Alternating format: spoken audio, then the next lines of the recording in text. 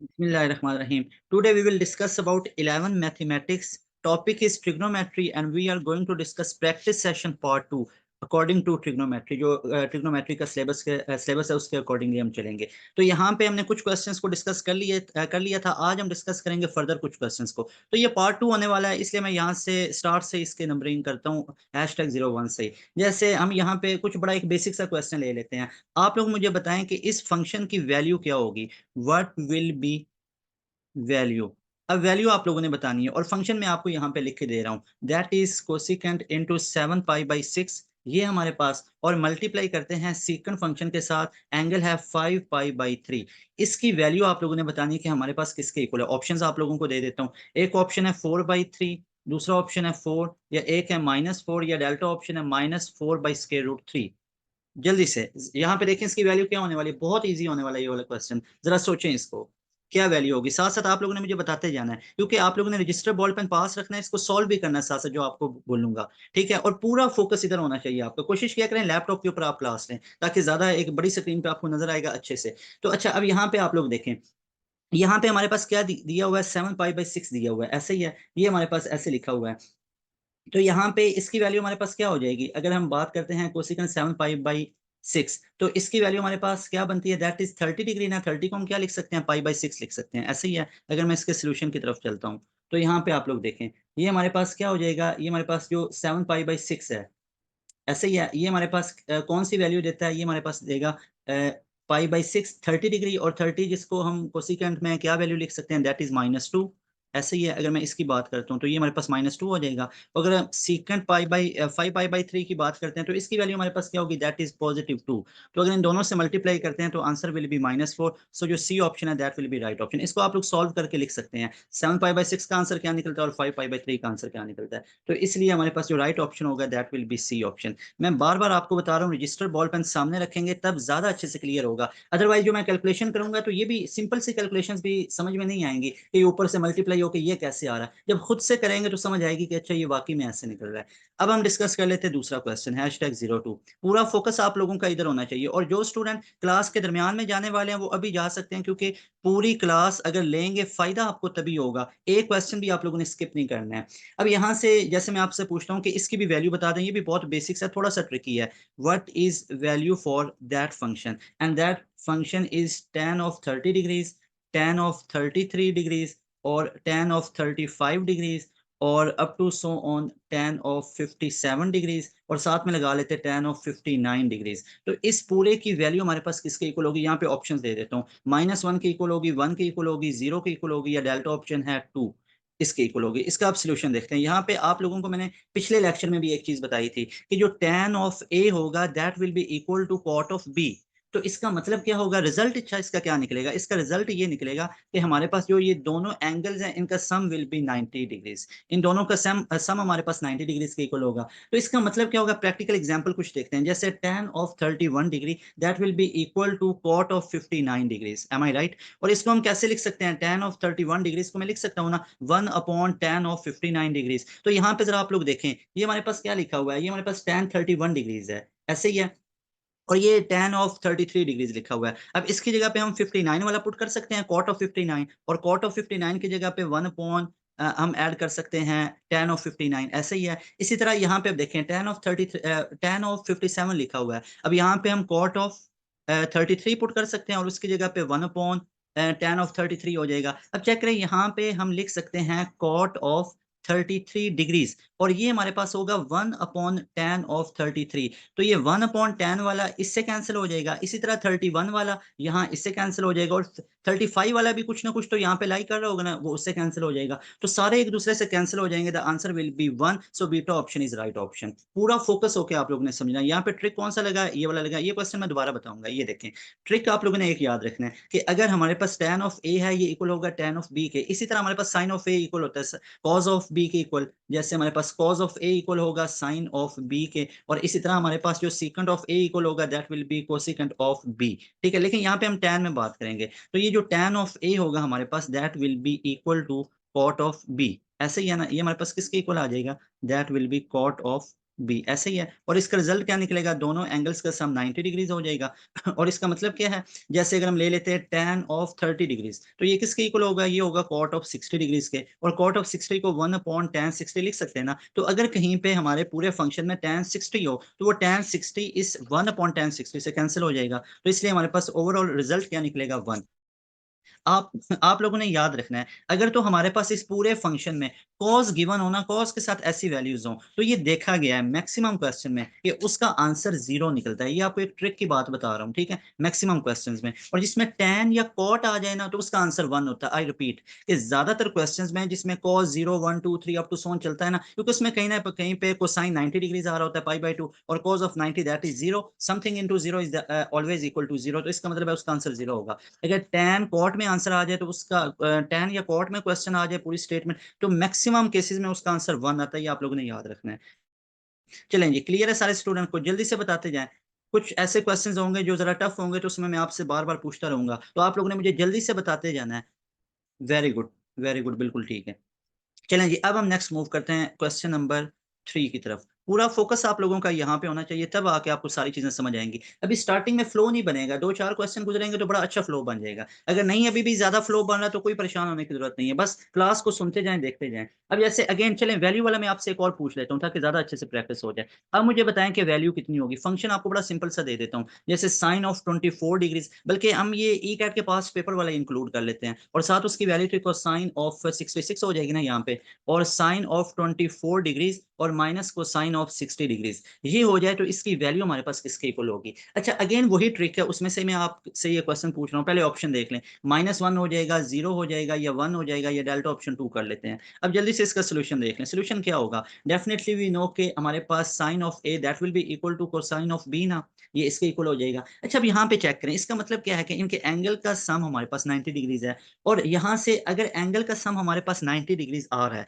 अब यहाँ पे ये हमारे पास क्या लिखा है, इस पे फोकस होके देखें, इस पे फोकस करें कि साइन 24 डिग्रीज और कोसाइन ऑफ 60 डिग्रीज हमारे पास लिखा हुआ है। अब इसका मतलब क्या है कि अगर हमारे पास दो एंगल का सम 90 आ रहा है, और यहाँ पे हमारे पास ये क्या आ रहा है, ये तो हमारे पास इसका डिफरेंस आ रहा है, तो इसका मतलब ये है कि अगर यहाँ से इस रिलेशन से मैं कोसाइन को इधर भेज दूं, तो वो क्या हो जाएगा, sine of A minus cosine of B that will be 0। ऐसा ही है। तो यहाँ पे देखें, ये हमारे पास साइन ए एंगल है, ये साइन बी है, और इनका डिफरेंस, ये डिफरेंस किसके इक्वल होगा, that will be a big 0, एक बड़ा सा 0 मैंने यहाँ पे लगा दिया। And 0 into something that is always equal to 0, so the answer is going to be 0। Beta option हमारे पास राइट ऑप्शन होगा। कैसे, नहीं समझ आई, दोबारा देखें, ये वाला जो सेकंड पार्ट है इसका, इसको देखें, ये लिखा हुआ है sine 24 degrees minus cosine 60 degrees, ऐसे ही ना। इसको अब देखें, हमने यहाँ से एक ये रिलेशन पढ़ा हुआ है कि sine of A is equal to cosine of B, इसको इधर लेके आ जाए, तो sine of A minus cosine of B that will be 0। अब ए और बी कोई वैल्यूज ले ले, जैसे साइन ऑफ 24 डिग्रीज है माइनस कोसाइन ऑफ हमारे पास 66 डिग्रीज है, ये यहाँ पे 66 लिखा हुआ है, ऐसा ही है ना। तो ये हमारे पास इक्वल टू 0 होगा ना, ये आप देख सकते हैं। लेकिन इन दो एंगल का सम कितना होना चाहिए, sum should be 90 degree, sum should be 90 degrees, ये आप लोगों ने याद रखना है। तो 24 plus 66 that is going to be 90 degrees, so सारी कंडीशन हमारी एप्लीकेबल है, answer will be 0। Beta option हमारे पास राइट ऑप्शन होगा। अब हम मूव करते हैं क्वेश्चन नंबर 4 की तरफ। क्लियर है सारे स्टूडेंट को ये वाला क्वेश्चन भी। अब जैसे मैं आपसे इसी के रेलिवेंट थोड़ा सा और कॉन्सेप्ट थोड़ा सा मैं चेंज कर लेता हूँ। जैसे अगर हमारे पास ये क्वेश्चन है, ये हमारे पास क्वेश्चन नंबर 4 बनेगा। ये देखें, ये हमारे पास क्वेश्चन नंबर 4। जैसे मैं आपसे पूछता हूँ कि द इक्वेशन, अब इक्वेशन आप लोगों को दे दी है। अब इक्वेशन कौन सी है, sine inverse x minus cosine inverse x that is π/6, ये हमारे पास π/6 के इक्वल आएगा। इसका सोल्यूशन क्या होगा, हैज, ऑप्शंस में आपको दे देता हूँ। नो सोल्यूशन, बहुत इंपॉर्टेंट है एनईटी के लिए भी, ई कैट के लिए भी, या इसका एक यूनिक सोल्यूशन होगा, या इसका कोई सोल्यूशन नहीं होगा, या इसके टू सोल्यूशंस होंगे, ठीक है, टू सोल्यूशन, या डेल्टा ऑप्शन दे लेते हैं कि इनफाइनाइट सॉल्यूशन होंगे। तो इनमें से राइट ऑप्शन क्या होने वाला है, इसको जरा देखते हैं। तो यहाँ पे आप लोग देखें, हमारे पास गिवन क्या है, गिवन तो ये है sine inverse x minus cosine inverse x that is π/6। But हम लोगों ने पढ़ रखा है, इसके सोल्यूशन के अंदर हम दो तीन चीजें पढ़ते हैं कि sine inverse A plus cosine inverse B that is π/2। Similarly हमारे पास tan of inverse A plus cot inverse B that is π/2। और इसी तरह थर्ड पे हम लोगों ने पढ़ा हुआ है कि secant inverse A plus secant inverse B that is going to be pi by 2। ये नहीं पता तो अच्छे से याद रख लें, बहुत इंपॉर्टेंट है। ठीक है, अगर हमारे पास गिवन हो ना sine inverse 30 degree plus cosine inverse 60 degree, तो वो हमारे पास 90 के इक्वल होता है। टैन में भी यही है, सीकेंट में भी यही है, लेकिन यहाँ पे अब उसने थोड़ी सी कंडीशन ही चेंज कर दी है। हमें पता है कि ये वाली क्वेश्चंस, ये वाली जो हमारे पास आइडेंटिटीज हैं, ये बिल्कुल वैलिड होती हैं, इसी तरह ये रिलेशंस हैं। तो हम लोग क्या करेंगे कि साइन इनवर्स एक्स, अब एज पर क्वेश्चन कंडीशन ये साइन इनवर्स एक्स और हमारे पास माइनस में लिखा हुआ है, तो इसको हम पहले लिख लेंगे कोसाइन इनवर्स एक्स। तो ये कितना होता है पाई बाई 2। अच्छा, ये हमें कंफर्म है, ये तो हमने पहले लिख लिया। अब अपना क्वेश्चन देखें, क्वेश्चन में क्या लिखा हुआ है, sine inverse x minus cosine inverse x that will B pi by 6। ऐसे ये पाई बाई 6 के इक्वल होगा। अब यहाँ पे चेक करें, ये दोनों कैंसिल हो जाएंगे, तो ये 2 साइन इनवर्स एक्स, ये पाई बाई 2 कितना होता है, ये 90 डिग्रीज होता है, और इसकी जगह पे हम क्या लिख सकते हैं 30 डिग्रीज। तो ऐड किया ना, तो ऐड होके 120 डिग्रीज हो जाएगा। तो साइन इनवर्स एक्स कितना आ गया 60 डिग्रीज। तो यहाँ से एक्स हमारे पास कितना हो जाएगा स्क्वायर रूट 3/2। तो इसका मतलब है इसका तो एक सोल्यूशन निकला है, so that is why it must having unique solution. इसका तो यूनिक सा सोल्यूशन निकला है, एक सोल्यूशन है। नो सोल्यूशन, नो, इसका सोल्यूशन तो निकला है। टू सोल्यूशन नहीं, इसका तो एक है। इनफाइनाइट है, ये भी रॉन्ग है। तो इसका यूनिक निकला है क्योंकि एक सोल्यूशन निकला है। तो इसलिए हमारे पास जो बीटा ऑप्शन है ये राइट ऑप्शन होगा। जल्दी से मुझे बताएं, ये सारे बच्चों को क्लियर हो चुका है क्वेश्चन? जल्दी से बताएं, शाबाश। वेरी गुड, वेरी गुड, बिल्कुल ठीक है। ऐसे ही एक्टिव होके आप लोगों ने बैठना है। ठीक है जी, ठीक है, बहुत सिंपल सा ये क्वेश्चन था। अच्छा जी, अब हम मूव करते हैं क्वेश्चन नंबर 5 की तरफ। एक्टिव होके बैठेंगे, समझेंगे चीजों को। अभी स्टार्ट में कुछ चीजें नहीं समझ में लगेंगी, ठीक है, आहिस्ता आहिस्ता फ्लो बनता जाएगा। तो अब इन चीजों को डाइजेस्ट करना है, इन चीजों को याद करना है। नहीं पहले पढ़ी हुई ना तो जरा ऑकवर्ड सी लगेंगी कि ये क्या है, हेक्टिक होगा, लेकिन याद करना है इनको। Sine inverse A plus cosine inverse B that is pi by 2। Tan inverse plus cot inverse B, ये भी 90 है। Secant inverse A plus secant cosecant inverse B, यहाँ पे ये कोसिकन आना है, ठीक है, इनवर्स बी, ये भी हमारे पास 90 डिग्रीज है। तो अब ये सारी चीजों को ना आपको समराइज करके याद रखना है, इन सारी चीजों को, ठीक है। अच्छा जी, अब हम मूव करते हैं क्वेश्चन नंबर 5 की तरफ। बड़ा बेसिक सा क्वेश्चन पूछता हूँ, चलें। जैसे आप बता दें कि what is 1 plus cot theta minus cosecant theta, और यहाँ पे कर लेते हैं 1 plus tan theta plus secant theta, ये किसके इक्वल आएगा, इक्वल टू, ये बताएं किसके इक्वल होगा। ऑप्शन दे देता हूँ, 1, 2, 3 और 4। देखना क्वेश्चन की स्टेटमेंट थोड़ी सी कॉम्प्लिकेटेड होती है, लेकिन इसका आंसर बड़ा सिंपल सा निकलता है। अब हम देखते हैं इसका सोल्यूशन कैसे होगा, जरा सोचें, खुद से ट्राई करें।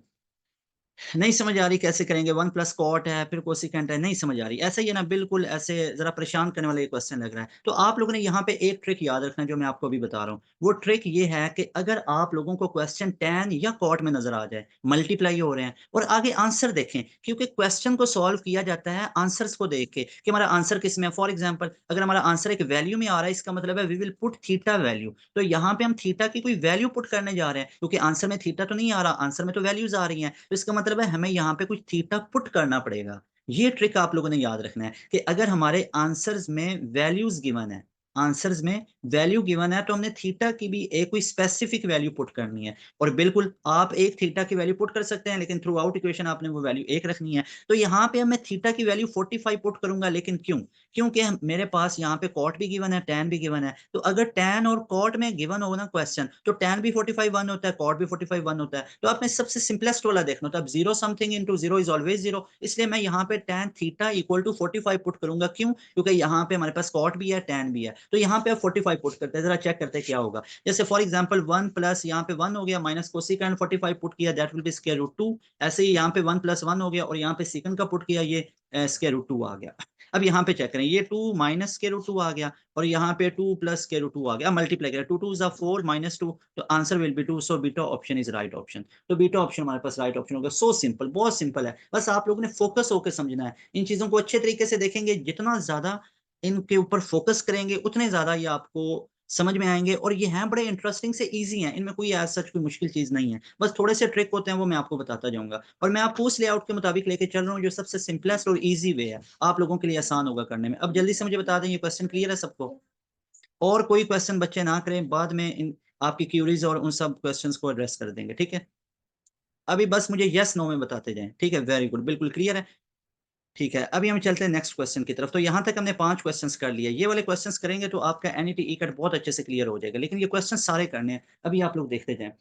जैसे फॉर एग्जांपल अब मैं आपसे पूछ लेता हूँ थोड़ा सा उसी को ना, ये पिछले वाला क्वेश्चन है, इसी को थोड़ा सा एडवांस कर लेते हैं। जैसे अगर मैं आपसे कहता हूँ कि इसके बाद आप लोग वैल्यू बताएं, what is 1 plus tan square theta upon 1 plus cot square theta. ये हमारे पास माइनस में आ रहा है 1 माइनस टेन थीटा, अब स्क्वायर में लिख लेते हैं, जैसे 1 minus cot theta whole square कर लेते हैं। अब आप बताएं कि ये सारा इक्वल टू किसके होगा, ठीक है, that will be equal to what value, इसकी वैल्यू क्या होगी। अच्छा वैल्यूज में बड़ी सिंपल वाली दे रहा हूँ, 0 है 1 है, या तीसरा ऑप्शन कर लेते हैं 2 tan थीटा कर लेते हैं, और डेल्टा ऑप्शन कर लेते हैं 2 cot थीटा। तो बताएं इसकी वैल्यू किसके इक्वल होगी। बहुत सिंपल है, सो सिंपल, बस एक रिलेशन यहाँ पे यूज होगा कि tan थीटा किसके इक्वल होता है, that is 1 upon cot theta, इसका रेसिप्रोकल है ना। तो यहाँ पे इसका सोल्यूशन देख लेते हैं। तो अगर ऐसी कंडीशन आ जाए ना, तो सीधा सीधा इसका आंसर निकलता है 0।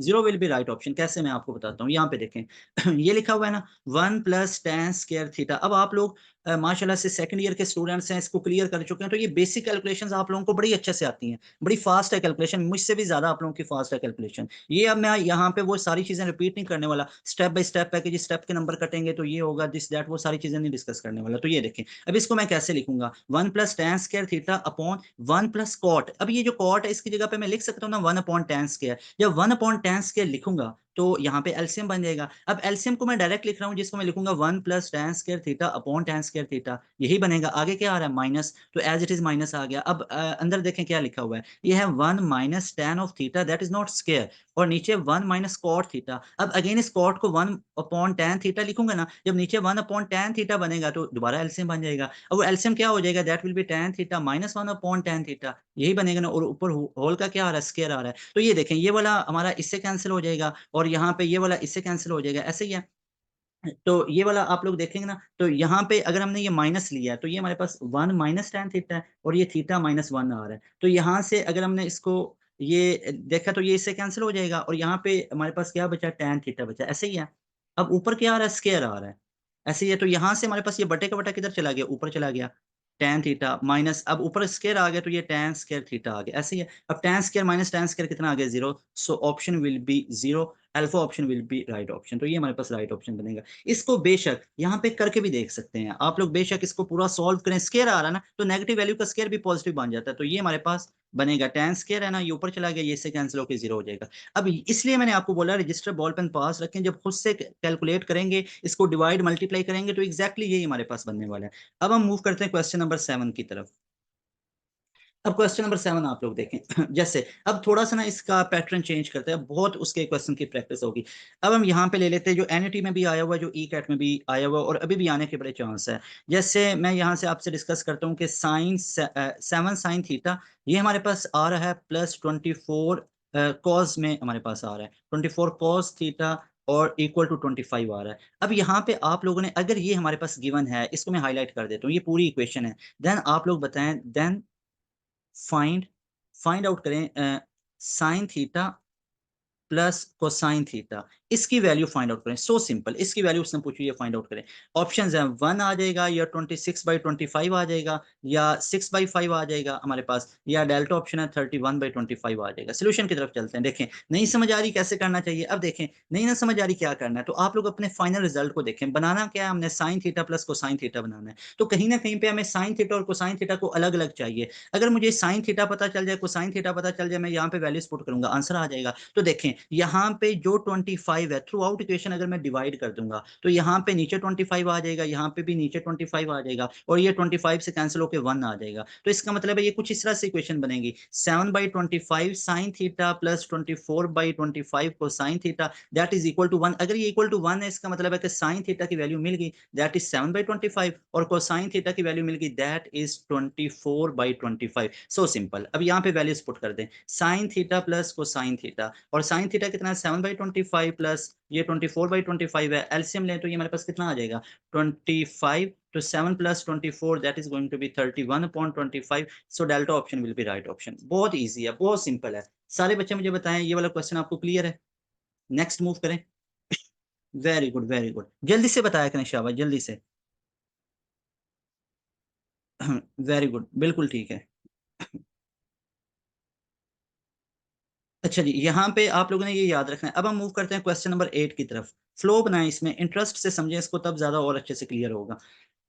अब हम नेक्स्ट क्वेश्चन की तरफ चलते हैं। फॉर एग्जांपल कुछ हमारे पास कैलकुलेशंस वाले भी हो सकते हैं, ये डायग्राम वाले भी, और इस तरह करके, जैसे हमारे पास वो एक टावर दे देते हैं, उसका शेडो पड़ता है, और इस तरह की भी चीजें आप लोगों से वो डिस्कस कर सकते हैं। लेकिन वो हम जो रिवीजन की कल क्लास में उस पर वो पेंडिंग पर डाला हुआ है, उस पर मैं वो आपको डिस्कस करवा दूंगा। यहाँ पे जो अभी मैंने क्वेश्चन डिस्कस करवाया ना, इसी से मिलता जुलता एक और क्वेश्चन देख लेते हैं। जैसे फॉर एग्जाम्पल अगर मैं कहता हूँ कि 3 cosine theta that is equal to 4 sine of theta, ये इसके इक्वल आ रहा है, देन आप लोग बताएं, देन आप लोग फाइंड आउट करें किसकी value, tan of 45 degrees plus theta, इसकी वैल्यू आप लोग फाइंड आउट करें। अच्छा अब देखें यहाँ पे, अगर ये दोनों इक्वल हैं मैं पहले ऑप्शन लिख देता हूँ। ऑप्शन है 10, 7, या 7/2, या डेल्टा ऑप्शन है 7/4। अब 7 में आ रहा मतलब आंसर तो 7 में ही होगा, या 7 होगा 7/2 या 7/4, चेक करते क्या होगा। अब इसके सोल्यूशन की तरफ आए देखें। अगर मैं 4 को इधर भेज दूं, ठीक है, 4 को इधर भेज दिया तो ये 3/4 हो जाएगा, और यहाँ पे कोसाइन को इधर भेज दूं।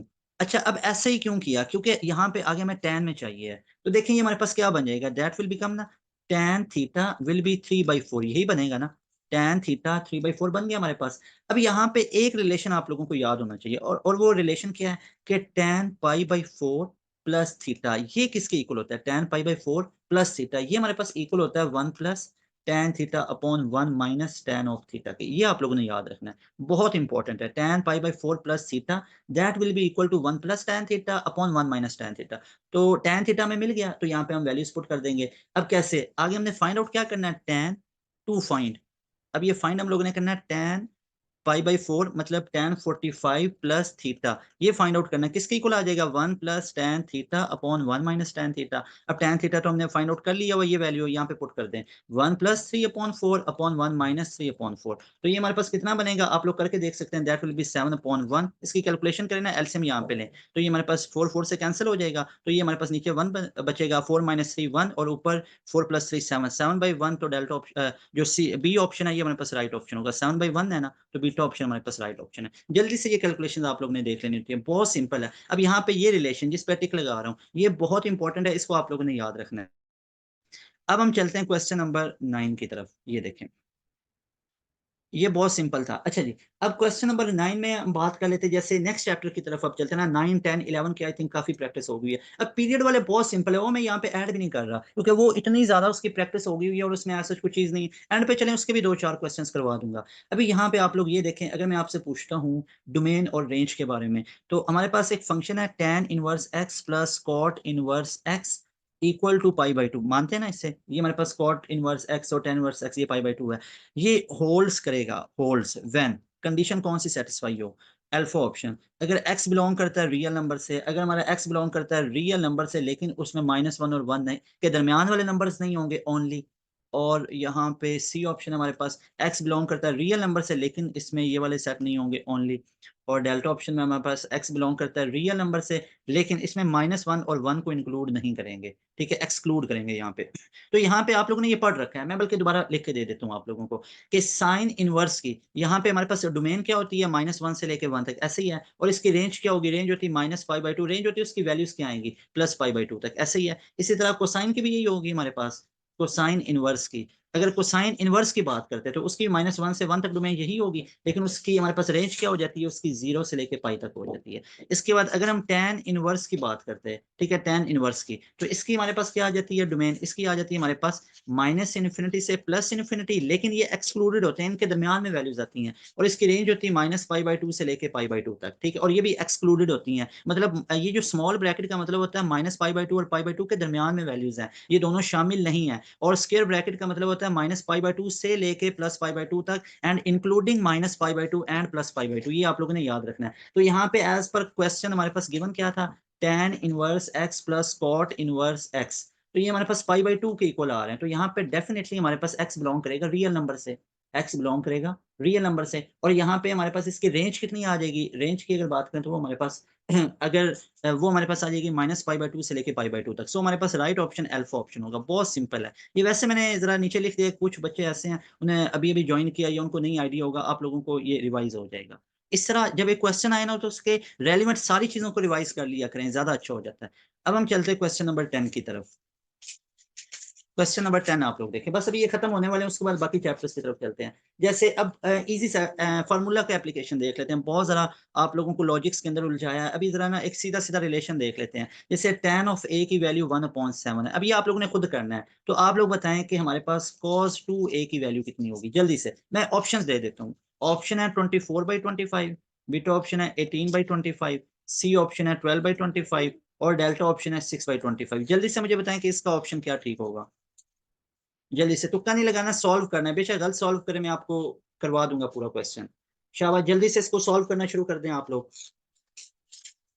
जल्दी से बताएं, शाबाश। tan a की वैल्यू हमारे पास 1/7 है और cos 2a की बहुत टाइम लगा रहे हैं। देखिए इतने में तो बंदे के 2 क्वेश्चन हो जाते हैं। अब ये देखें, उसने पूछा हुआ क्या है, cos 2a। अब cos 2a किसके इक्वल होता है, tan के सेंस में देखें 1 minus tan square a upon 1 plus tan square a होता है ना। अब छोड़ दें, अभी आप ऑप्शन बता रहे हैं, अभी कोई फायदा नहीं है, ये देखें। और यहाँ पे बस वैल्यूज पुट कर दें, 1 माइनस 1 अपॉन ये 7 आ रहा है तो ये 49 हो जाएगा, ठीक है। और नीचे 1 प्लस 1 अपॉन 49 हो जाएगा। तो अब सो सिंपल है, ये चेक करें ना, ऊपर अब क्या बचेगा, ये ऊपर हो जाएगा 48, नीचे हो जाएगा 50, डिवाइड करेंगे तो 24/25। इतना बस काम था। अल्फा ऑप्शन हमारे पास राइट ऑप्शन होगा, ठीक है। अच्छा, इसके रिलेशंस क्या क्या होते हैं वो मैं आपको बता देता हूँ। यहाँ पे जो हमारे पास ये cos 2a होता है ना, ये एक तो इसके भी इक्वल है, बिल्कुल ठीक है। और दूसरा ये हमारे पास जो cos 2a होता है, ये इक्वल होता है 2 कोसाइन स्क्वायर थीटा माइनस 1। और इसके अलावा भी इसका रिलेशन होता है 1 माइनस 2 साइन स्क्वायर थीटा, ये भी आप लोगों ने पढ़ा हुआ है। और इसके अलावा आप लोगों ने ये भी पढ़ा हुआ है कि cos square theta minus sine square theta के भी इक्वल होता है, ऐसे ही है। और यहाँ पे कौन सा रिलेशन लगा था, यहाँ पे ये फोर्थ वाला लगा था, 1 minus tan square theta upon 1 plus tan square theta. मेरे ख्याल में तो ये आपको करना चाहिए था, लेकिन आप लोगों ने अच्छे से सॉल्व नहीं किया इसका, ठीक है। चलें कोई बात नहीं, अब हम मूव करते हैं क्वेश्चन नंबर 11 की तरफ। बहुत सिंपल था ये वाला क्वेश्चन भी। चलें अब ना आपको थोड़ा सा ज्यादा एडवांस लेवल का क्वेश्चन करवा देते हैं। जैसे फॉर एग्जांपल मैं आपसे कुछ कंडीशन देता हूँ और आपसे मैं वैल्यूज पूछ लेता हूँ किसी फंक्शन की। जैसे सपोज कर लेते हैं, मैं आपको फंक्शन देता हूँ कि tan ऑफ 3a, ध्यान से समझे, मुश्किल नहीं होने वाला, थोड़ा सा एडवांस लेवल का है लेकिन आपके लिए बड़ा इजी हो जाएगा, ठीक है। तो ये tan ऑफ a नीचे आ रहा है, अगर ये एक फंक्शन है and that is equal to k, ठीक है, एक फंक्शन है, बिल्कुल लीनियर फंक्शन है, ट्रिग्नोमेट्रिक फंक्शन जिसकी वैल्यू k की इक्वल आ रही है। लेकिन यहाँ पे मैं कंडीशन चेंज करूंगा, ये इसमें मेन लॉजिक है कि ना तो हमारे पास tan a इक्वल आ रहा है 0 के, बिल्कुल इक्वल, नॉट इक्वल टू 0 आ रहा है। और यहाँ पे जो k की वैल्यू आपके माइंड में आ रही होगी ये 1/3, ये भी नहीं हो सकती, ठीक है। अब देखिए थोड़ा सा, अब क्वेश्चन में मजा आएगा, कॉम्प्लिकेटेड हो गया। k 1/3 पुट करेंगे तो बड़ा सिंपल हो जाना था, आप लोग इजिली डिफाइन कर सकते हैं। अगर हमारे पास ये एक ट्रिग्नोमेट्रिक फंक्शन है जिसमें tan a 0 के इक्वल भी नहीं आ रहा, नॉन जीरो नंबर आएगा, और k नॉट इक्वल टू 1/3 आ रहा है। अब आप लोग मुझे बताएं कि tan स्क्वायर a की वैल्यू कितनी होगी। अब ये इंटरेस्टिंग क्वेश्चन बना है, ठीक है, बहुत सिंपल होगा, मैं आपको सोल्यूशन करवाऊंगा, आप लोगों को बिल्कुल इजीली क्लियर हो जाएगा। ऑप्शन देख लेते हैं, ऑप्शन है k प्लस 3/3k-1, और दूसरा ऑप्शन था k-1 नहीं, ये ऑप्शन नहीं था, दैट वाज k-3/3k-1, और सी ऑप्शन बन सकता है 3k-3, ये तो गलत ही होगा। और डेल्टा ऑप्शन है, देखते हैं सही है या गलत है, 3k+1। चलें जी, अब इसके सोल्यूशन की तरफ चलते हैं। यहाँ पे हमें गिवन क्या है, वो है tan 3a। अब मैंने जस्ट इस पे फोकस किया, tan 3a। अब आप लोग देखें, क्योंकि और तो कुछ समझ नहीं आ रही इसको कैसे सॉल्व करना है, तो हमें जस्ट tan 3 ने एक हिंट दे दिया कि मुझे ट्रिपल एंगल फॉर्मूलाज की तरफ लेके जाएं, तो उसी की तरफ अब हम मूव करेंगे। देखें बहुत सिंपल होने वाला question, that is tan 3a upon tan a ना, ये लिखा हुआ है ना, अब यहाँ पे चेक करें, that is equal to k। अब मैं tan 3a का फॉर्मूला यहाँ पे एक्सपेंड करने वाला हूँ, जरा आप लोग देखें, that will be 3 tan a, इसको याद रख लें, माइनस tan क्यूब a, ऐसे ही है, ये हमारे पास minus, sorry minus tan 3a, ऐसे ही है।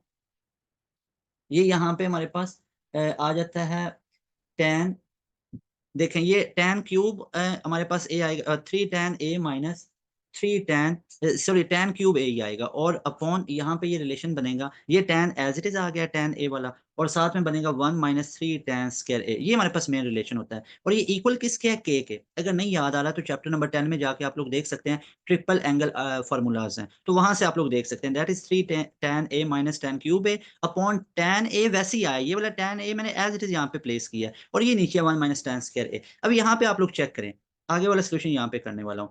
अब ये हमारे पास ऊपर से हम लोग क्या कॉमन ले सकते हैं, आप लोग देखें, ऊपर से हम tan a को कॉमन ले सकते हैं ना, तो ऊपर से tan a कॉमन ले लिया, अंदर बचा 3 - tan square a, am I right. और नीचे अब tan a as it is है, और अंदर है 1 - 3 tan स्क्वायर a, राइट, और इक्वल टू k आ रहा है। अब ये tan a से कैंसिल हो जाएगा। अब ये सारी वैल्यू इससे जाके मल्टीप्लाई कर लें, और यहाँ पे आप लोग देखें ये सारी वैल्यू आप लोगों ने इससे मल्टीप्लाई की तो ये हमारे पास क्या बन जाएगा, that will be 3 minus tan square a will be equal to, अब k इससे मल्टीप्लाई होगा तो k minus 3k tan square a हो जाएगा। ऐसे ही है, अब फर्दर आगे स्टेप कर रहा हूँ, ये वाली मेन इक्वेशन हमारे पास बन चुकी हुई है। ऐसे ही है, अब यहाँ पे ये k वाले एक तरफ कर लें, ठीक है, तो एक तरफ की और कॉमन ले लेंगे, तो यहाँ से कॉमन लेके मैं एक साइड पे भेज रहा हूँ, that will B 3k minus 1 into tan square a, और ये इक्वल किसके आ जाएगा, k माइनस 3 के। अब यहाँ से आप लोगों ने tan स्क्वायर फाइंड आउट करना है, ये देखें हम लोगों ने tan स्क्वायर, तो tan स्क्वायर किसके इक्वल आ जाएगा, that will B k minus 3 upon 3k minus 1। तो ये देखें वैल्यू कहाँ पे आ रही है, that is in beta option, so beta option will be right option. बहुत सिंपल है, मैं दोबारा बता देता हूँ ये वाला क्वेश्चन। इस क्वेश्चन में हुआ क्या कि tan 3a upon tan a equal to k आ रहा था, और उसने पूछी हुई थी कि tan स्क्वायर a निकाले, तो हमने डायरेक्ट tan 3a का ये फार्मूला एक्सपेंड किया, ये tan 3a का फार्मूला एक्सपेंड किया, और tan a नीचे एज इट इज आ गया। अब ऊपर से tan a को कॉमन लिया, वो tan a से कैंसिल हो गया, फिर इसको उससे मल्टीप्लाई करवाया, के वाले एक तरफ कर लिया, बाकी एक तरफ कर लिया, tan स्क्वायर को सेपरेट कर लिया। सिंपल इज दैट कि यहाँ से आपने tan स्क्वायर को एक में कर लेना है, और वो हमारे पास ये वाला बन गया, और tan स्क्वायर की वैल्यू निकाली। बहुत सिंपल है। सारे बच्चे बताएं ये वाला क्वेश्चन क्लियर है आप सबको? वेरी गुड, वेरी गुड, बिल्कुल ठीक है। अब हम मूव करते हैं क्वेश्चन नंबर 12 की तरफ। वेरी गुड, अभी पूरा फोकस इस पे रखें, ठीक है। क्वेश्चन नंबर 12, अब इसको आप लोग समझे। अगर मैं आपसे कह देता हूँ, अब ये भी बहुत सिंपल है और ये काफी दफा रिपीट हो चुका हुआ है, कि tan theta that is equal to cosine 17 degrees minus sine of 17 degrees upon cosine 17 degrees plus sine of 17 degrees, ये इसके इक्वल आ रहा है। तो देन आप लोग बताएं कि थीटा की वैल्यू कितनी होगी। ठीक है, अब थीटा की क्या वैल्यू पुट करेंगे वो हमें ऑप्शंस में पता चलेगा। ऑप्शन ए है 0 डिग्री, ऑप्शन बी है हमारे पास 38 डिग्री, सी ऑप्शन है 28 डिग्रीज, और डेल्टा ऑप्शन है 52 डिग्रीज। इसका सोल्यूशन देखते हैं, बहुत सिंपल होने वाला है। अगर आप लोगों को ये रिलेशन नहीं ना पता, इसको सबसे पहले याद रखें, cosine of A minus sine of A upon cosine of A, और नीचे प्लस में लिख लिया साइन ऑफ ए, ये हमारे पास इक्वल होता है 1 minus tan A upon 1 plus tan A. अगर तो नहीं ना पता, इसको पहले अच्छे से याद रख लें, ये सारे रिलेशन आप लोगों को आने चाहिए, ये इसके इक्वल होता है।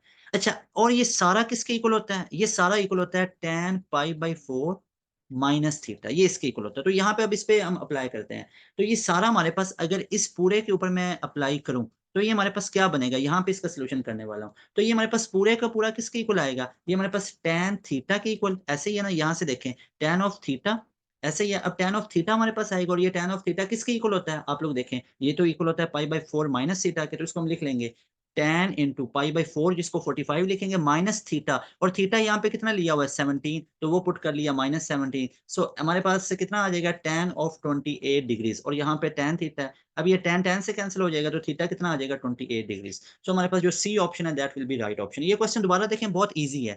अगर ये वाला क्वेश्चन आ जाए ना, कोसाइन और साइन डिफरेंस में है, और नीचे साइन और कोसाइन प्लस में लिखे हुए हैं, तो ये इक्वल होता है tan into pi by 4 minus theta, direct इसको याद रख सकते हैं। और ये फर्दर इक्वल होता है 1 माइनस tan ए अपॉन 1 प्लस tan ए, तो यहाँ पे tan pi by 4 minus theta, theta कितना है, दैट इज 17 ना, तो डायरेक्ट इस रिलेशन को जिसको हाईलाइट कर रहा हूँ, बस इसको आप लोग याद रखें, थीटा 17 पुट कर दें, तो 45 में से 17 आप माइनस करेंगे, that will B 28, so that is right option, वो हमारे पास राइट ऑप्शन बन जाता है। आई होप कि ये आपको क्लियर हो चुका होगा। चलिए अब हम मूव करते हैं इससे ज्यादा और कॉम्प्लिकेटेड क्वेश्चंस की तरफ, क्वेश्चन नंबर 13 की तरफ।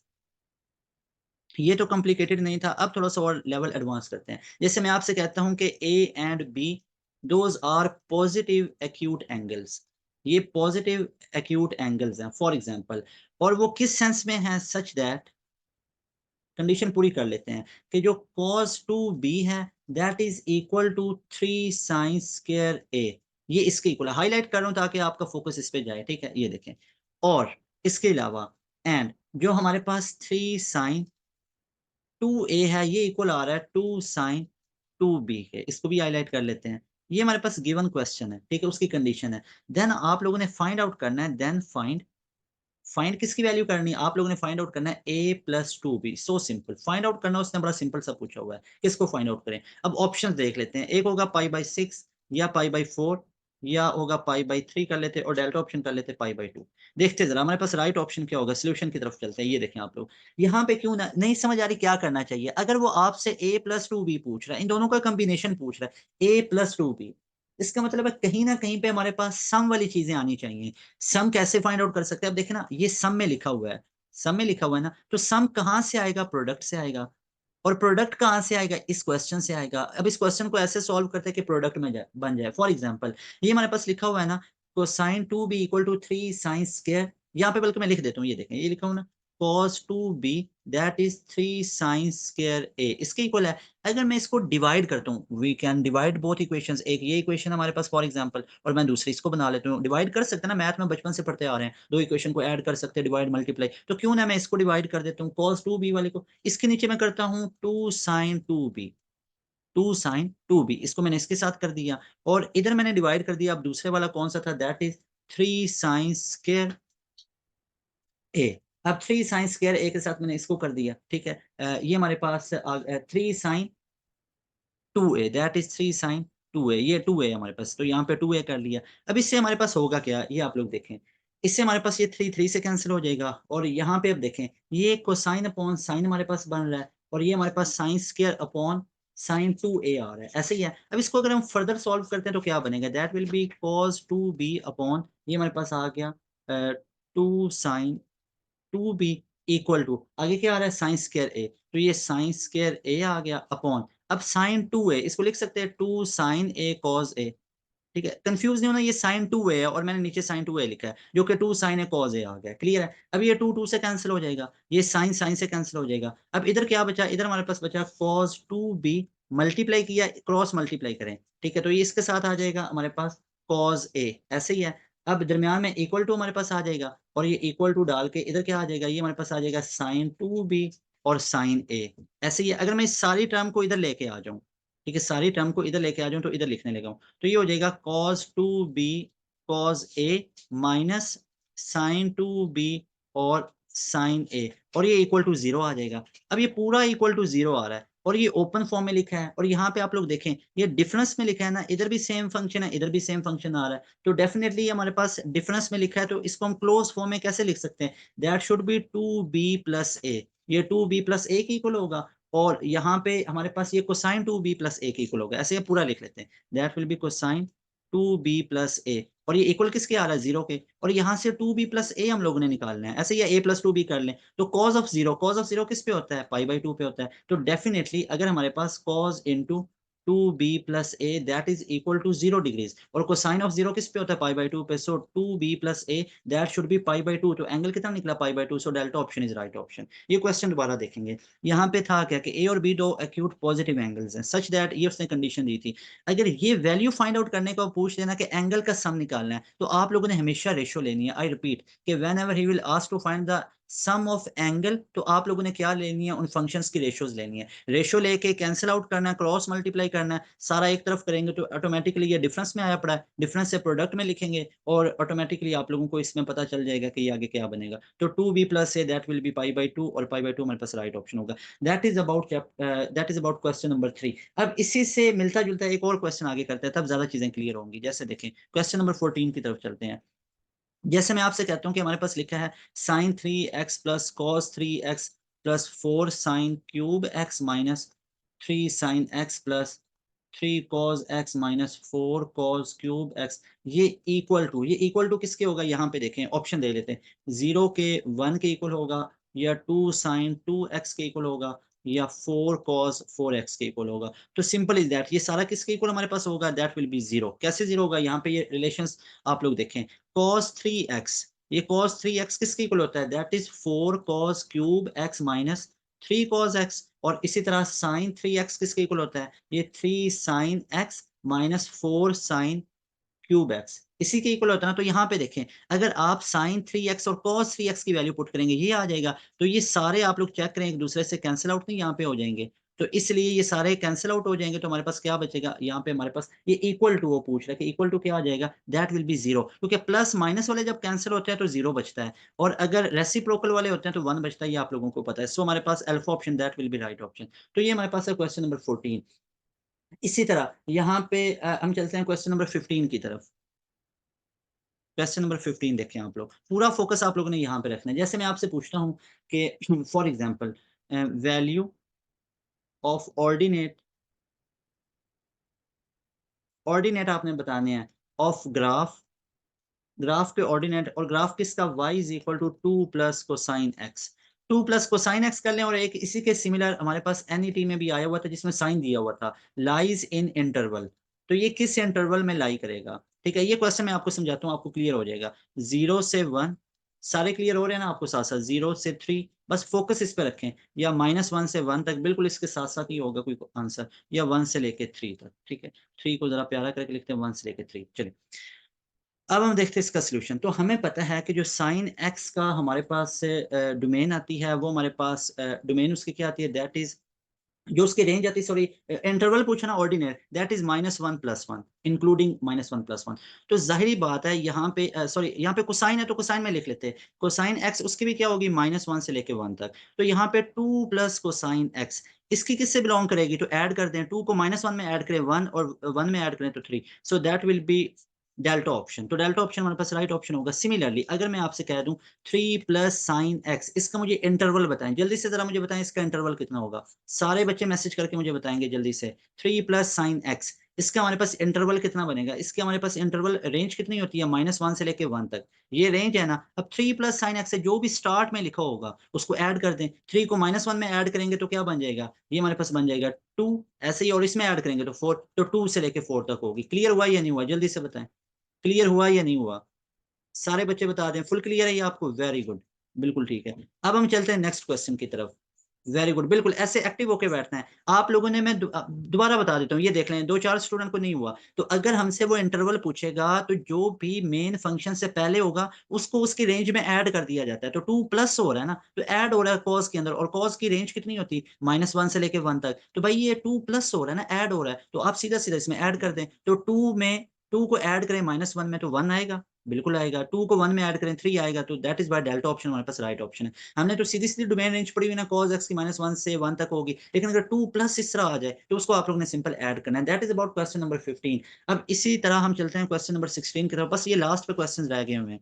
क्वेश्चन नंबर 16 आप लोग देखते जाएं। जैसे मैं आपसे पूछता हूँ कि वैल्यू बताएं, वैल्यू ऑफ 8 cos 10 डिग्रीज। अच्छा, यहाँ पे अभी मैं क्वेश्चन थोड़ा सा और ज्यादा कॉम्प्लिकेटेड बनाने वाला हूँ। 10 डिग्रीज जैसे डॉट, क्योंकि ये वाले क्वेश्चन आप लोगों ने पढ़े हुए भी हैं अपने रूटीन की क्लासेस के अंदर। 40 डिग्रीज, इसकी वैल्यू बताएं, सॉल्व करना पड़ेगा, काफी लेंथी हो जाएगा, मुश्किल हो जाता है ना।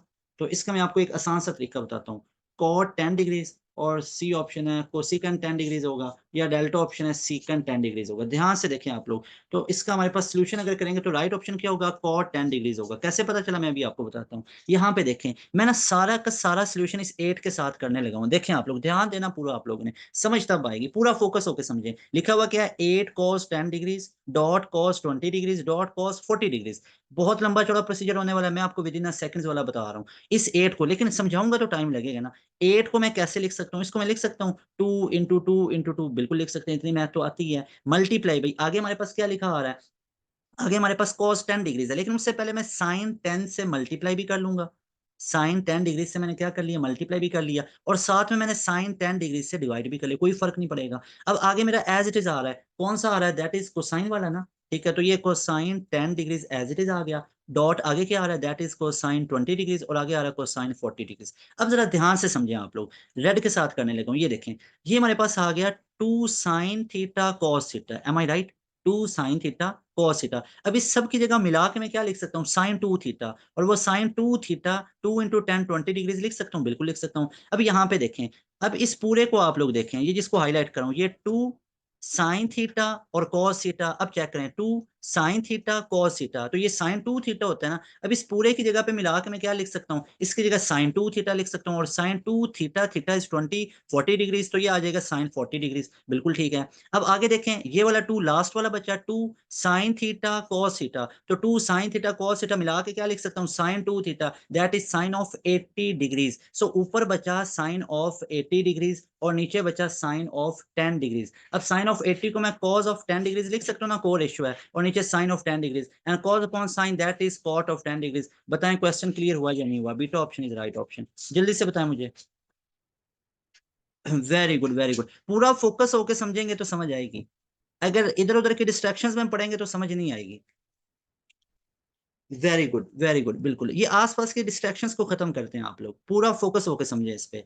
ठीक है, ये क्वेश्चन मैं दोबारा बताऊंगा आपको, ठीक है, थोड़ा सा ये कॉम्प्लिकेटेड लग रहा है, देखने में लग रहा है ना कि मुश्किल नहीं है, जरा इसको आप लोग दोबारा देखें, इतना मुश्किल है ही नहीं। ये देखें, ये हमारे पास लिखा हुआ था ना, तो इसको मैंने कैसे लिखा, इस 8 के साथ मैंने सारा कुछ किया। ये देखें, 8 को मैंने लिख लिया 2 × 2 × 2, फिर मैंने साइन ऑफ 10 से मल्टीप्लाई भी किया और साइन ऑफ 10 से डिवाइड भी किया। क्यों किया आपको भी समझ आएगी। आगे जो मेरा कोसाइन 10 लिखा है एज इट इज, कोसाइन 20 लिखा है एज इट इज, और कोसाइन 40 लिखा है एज इट इज। अब ध्यान से समझे, पहले ये देखें, इस 2 को पकड़ें, ये जिसको हाईलाइट कर रहा हूँ, ये 2 साइन थीटा कॉस थीटा है ना, इसकी जगह पे साइन 2 थीटा लिख सकता हूं, तो साइन 2 थीटा 20 डिग्रीज बन जाएगा। करके देख लें, साइन 2 थीटा, थीटा 10 है, 2 टाइम 20 हो जाएगा, 10 2 20 ना। तो यहाँ पे अब देखें, अभी मैं इस वाले को पकड़ने लगा हूं, ये दूसरे वाला, ये देखें 2 साइन थीटा कॉस थीटा, इसकी जगह पे साइन 2 थीटा लिख सकता हूं, तो वो कितना बनेगा, वो हमारे पास बनेगा साइन 40 डिग्रीज। अब लास्ट वाला देखें, इसको पकड़ें, ये हमारे पास हो जाएगा दैट इज 2 साइन थीटा और कॉस थीटा। ठीक है, अब शेप्स मैंने अलग अलग बना दी है, आप लोग देख सकते हैं। तो ये हमारे पास हो जाएगा 2 साइन थीटा और आगे कॉस थीटा, ऐसे ही है। तो इसकी जगह पे मैं क्या लिख सकता हूँ, साइन 2 थीटा, तो 2 into theta that is 40 degrees, तो ये क्या बन जाएगा, साइन ऑफ 80 डिग्रीज। और नीचे क्या लिखा हुआ है, ये देखें, that is sine of 10 degrees.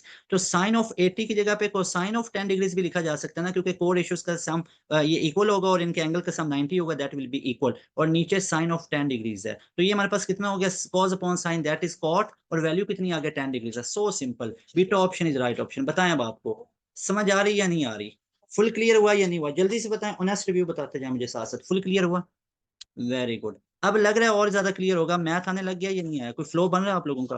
चलें या जरा इससे और एडवांस लेवल करते हैं थोड़ा सा, ठीक है। चलें, अब मैं आप लोगों को, ये वाला क्वेश्चन हमारा हो गया क्वेश्चन नंबर 16।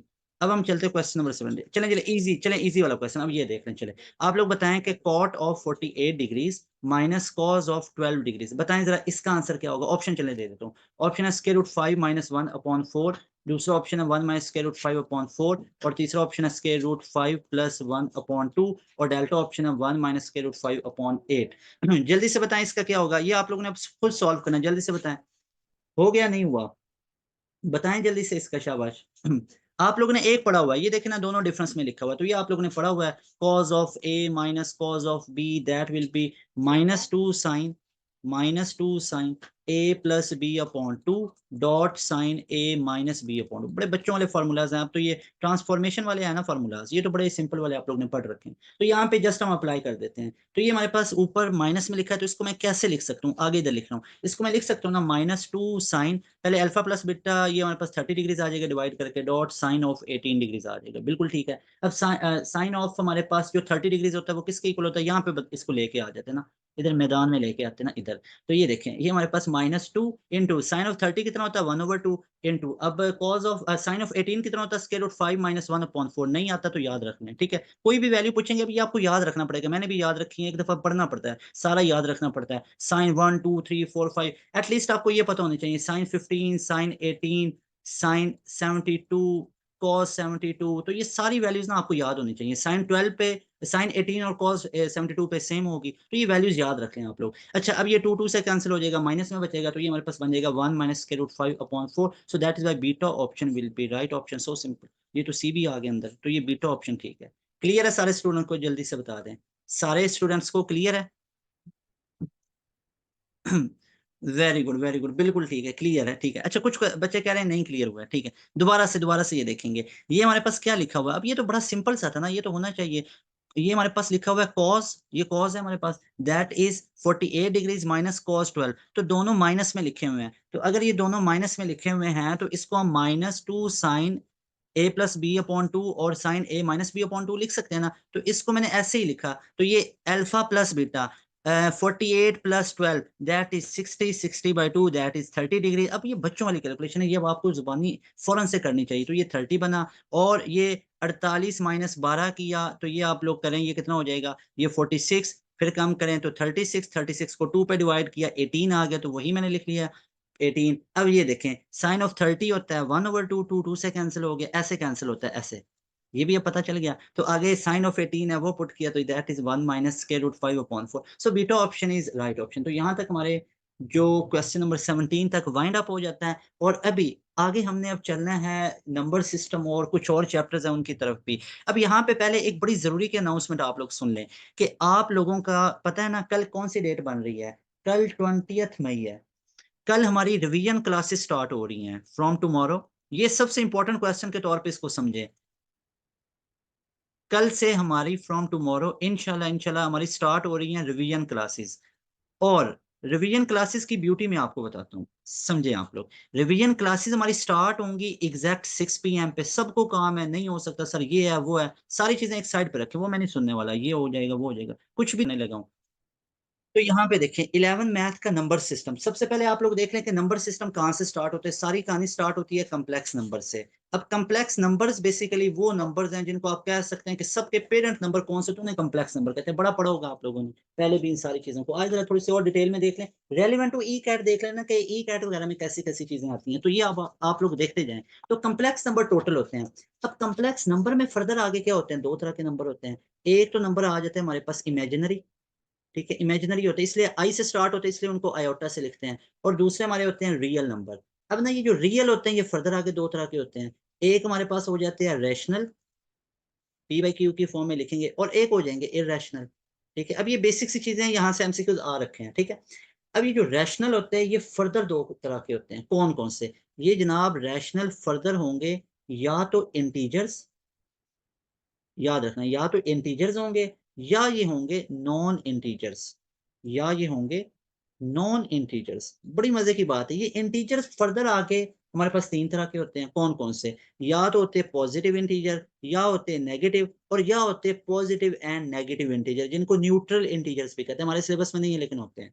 आप लोगों ने याद रखना है। चलें इसके बाद कुछ बेसिक सी चीज़ें आप लोग देख लें। जैसे हमारे पास नेचुरल नंबर कहाँ से स्टार्ट होंगे? नेचुरल नंबर n से लिखा जाता है। ये आ जाते हैं 1, 2, 3 up to so on infinity तक जाएँगे। इसके बाद हमारे पास आ जाते हैं होल नंबर। अब होल नंबर हमारे पास क्या होंगे?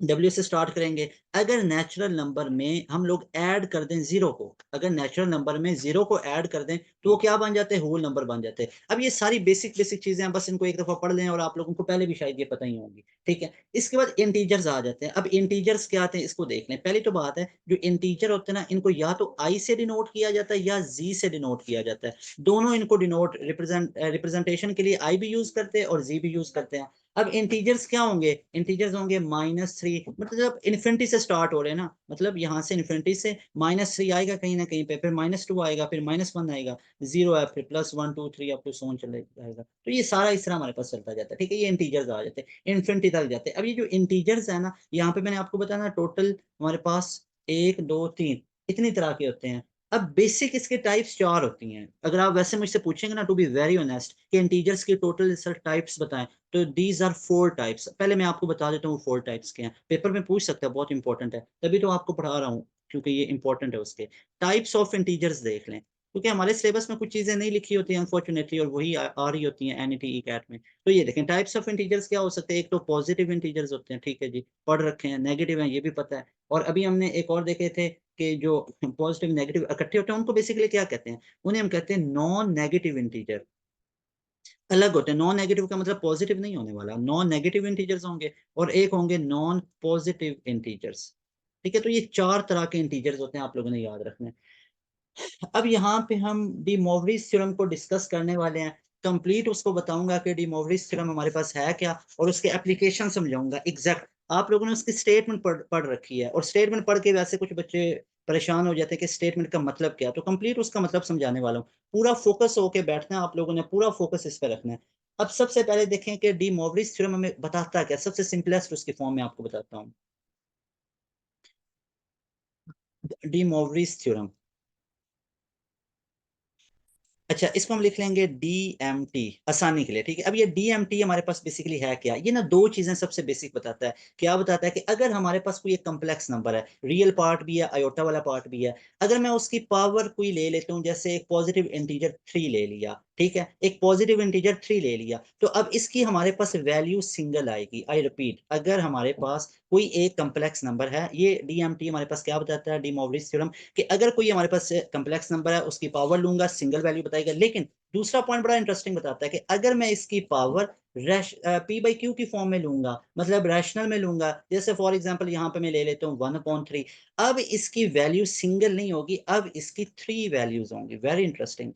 डी मोवरिज थ्योरम क्या बताता है, अगर if we take integer, positive integer power of any complex number, it will give one value that will be positive or negative in any sense, वो एक वैल्यू देगा। लेकिन अगर हम कोई उसकी पावर लेते 1/3 में, p बाई क्यू में लेते, तो जितना नीचे डिनोमिनेटर होगा उतनी वैल्यूज आएंगी। आई रिपीट, ये 2 पॉइंट नहीं भूलने। अगर कोई एक कम्प्लेक्स नंबर है, अगर कोई एक कम्प्लेक्स नंबर है, उसकी पावर मैंने n ले ली, तो इसका मतलब n क्या पॉजिटिव इंटीजर है, तो इसकी वैल्यू 1 होगी। अगर मैंने अब इसी कम्प्लेक्स नंबर की पावर 1/n ले ली, तो अब इसकी जो पॉसिबल वैल्यूज आएंगी वो n वैल्यूज आएंगी। कीप इन योर माइंड्स, ये आप लोगों ने नहीं भूलना, हमेशा से इसको जहन में बिठा के रखना है। ये डी मोवरिज थ्योरम कहता है, सिंपल इज दैट, दो बातें बताता है। अगर एक कम्प्लेक्स नंबर है, पावर ले ले n, पॉजिटिव इंटीजर है तो एक वैल्यू देगा। अगर उसको 1/3 में लिखेंगे तो जितना डिनोमिनेटर में आएगा उतनी वैल्यूज आएंगी। प्रैक्टिकल नहीं दूंगा तो तब आपको वो समझ ही नहीं आएगी, प्रैक्टिकल दूंगा, बाकायदा समझाऊंगा, तब आके ज्यादा चीजें क्लियर होंगी। कुछ चीजें अब हमारी, बल्कि ये सारी चीजें आगे जो बताने वाला हूँ हमारे सिलेबस में है ही नहीं है, तो इसलिए आपको ये समझनी है, अच्छे से पूरा फोकस होकर समझे।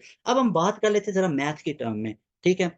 जैसे आयलर थ्योरम वगैरह भी इसमें यूज होने वाला है, आयलर थ्योरम वगैरह आप लोगों ने शायद पहले पढ़े होंगे, लेकिन मैं बता रहा हूँ, सारी चीजें आपको बताता हूँ। सबसे पहले हम देखते हैं कि ये डीएमटी अब इन सेंस ऑफ मैथ क्या कहता है। ये ना हमें दो बातें बताता है। क्या बताता है, अभी मैंने आपको वो बड़ी सिंपल सी बातें बताई थी कि अगर हमारे पास कुछ आर्गूमेंट लिखी हुई है, that is in sense of cosine n theta plus iota sine n theta. देखें बहुत सिंपल है, परेशान नहीं होना ये कोसाइन एन थीटा क्या है, आई हमारे पास साइन एन थीटा क्या, बिल्कुल नहीं परेशान होना। बस इसको ये देखिए, ये कम्प्लेक्स नंबर है, first part is real and the second is going to be imaginary because it consists of iota. Iota means I, starting from I ना, I means imaginary part है, तो ये iota की फॉर्म है, तो ये हमारा imaginary part है। तो एक real plus imaginary that will give rise to complex number, तो ये complex number है। तो यहाँ पे मैं स्टेटमेंट लिखूंगा, अभी जो बताइए उसी को मैं लिखने लगा हूँ।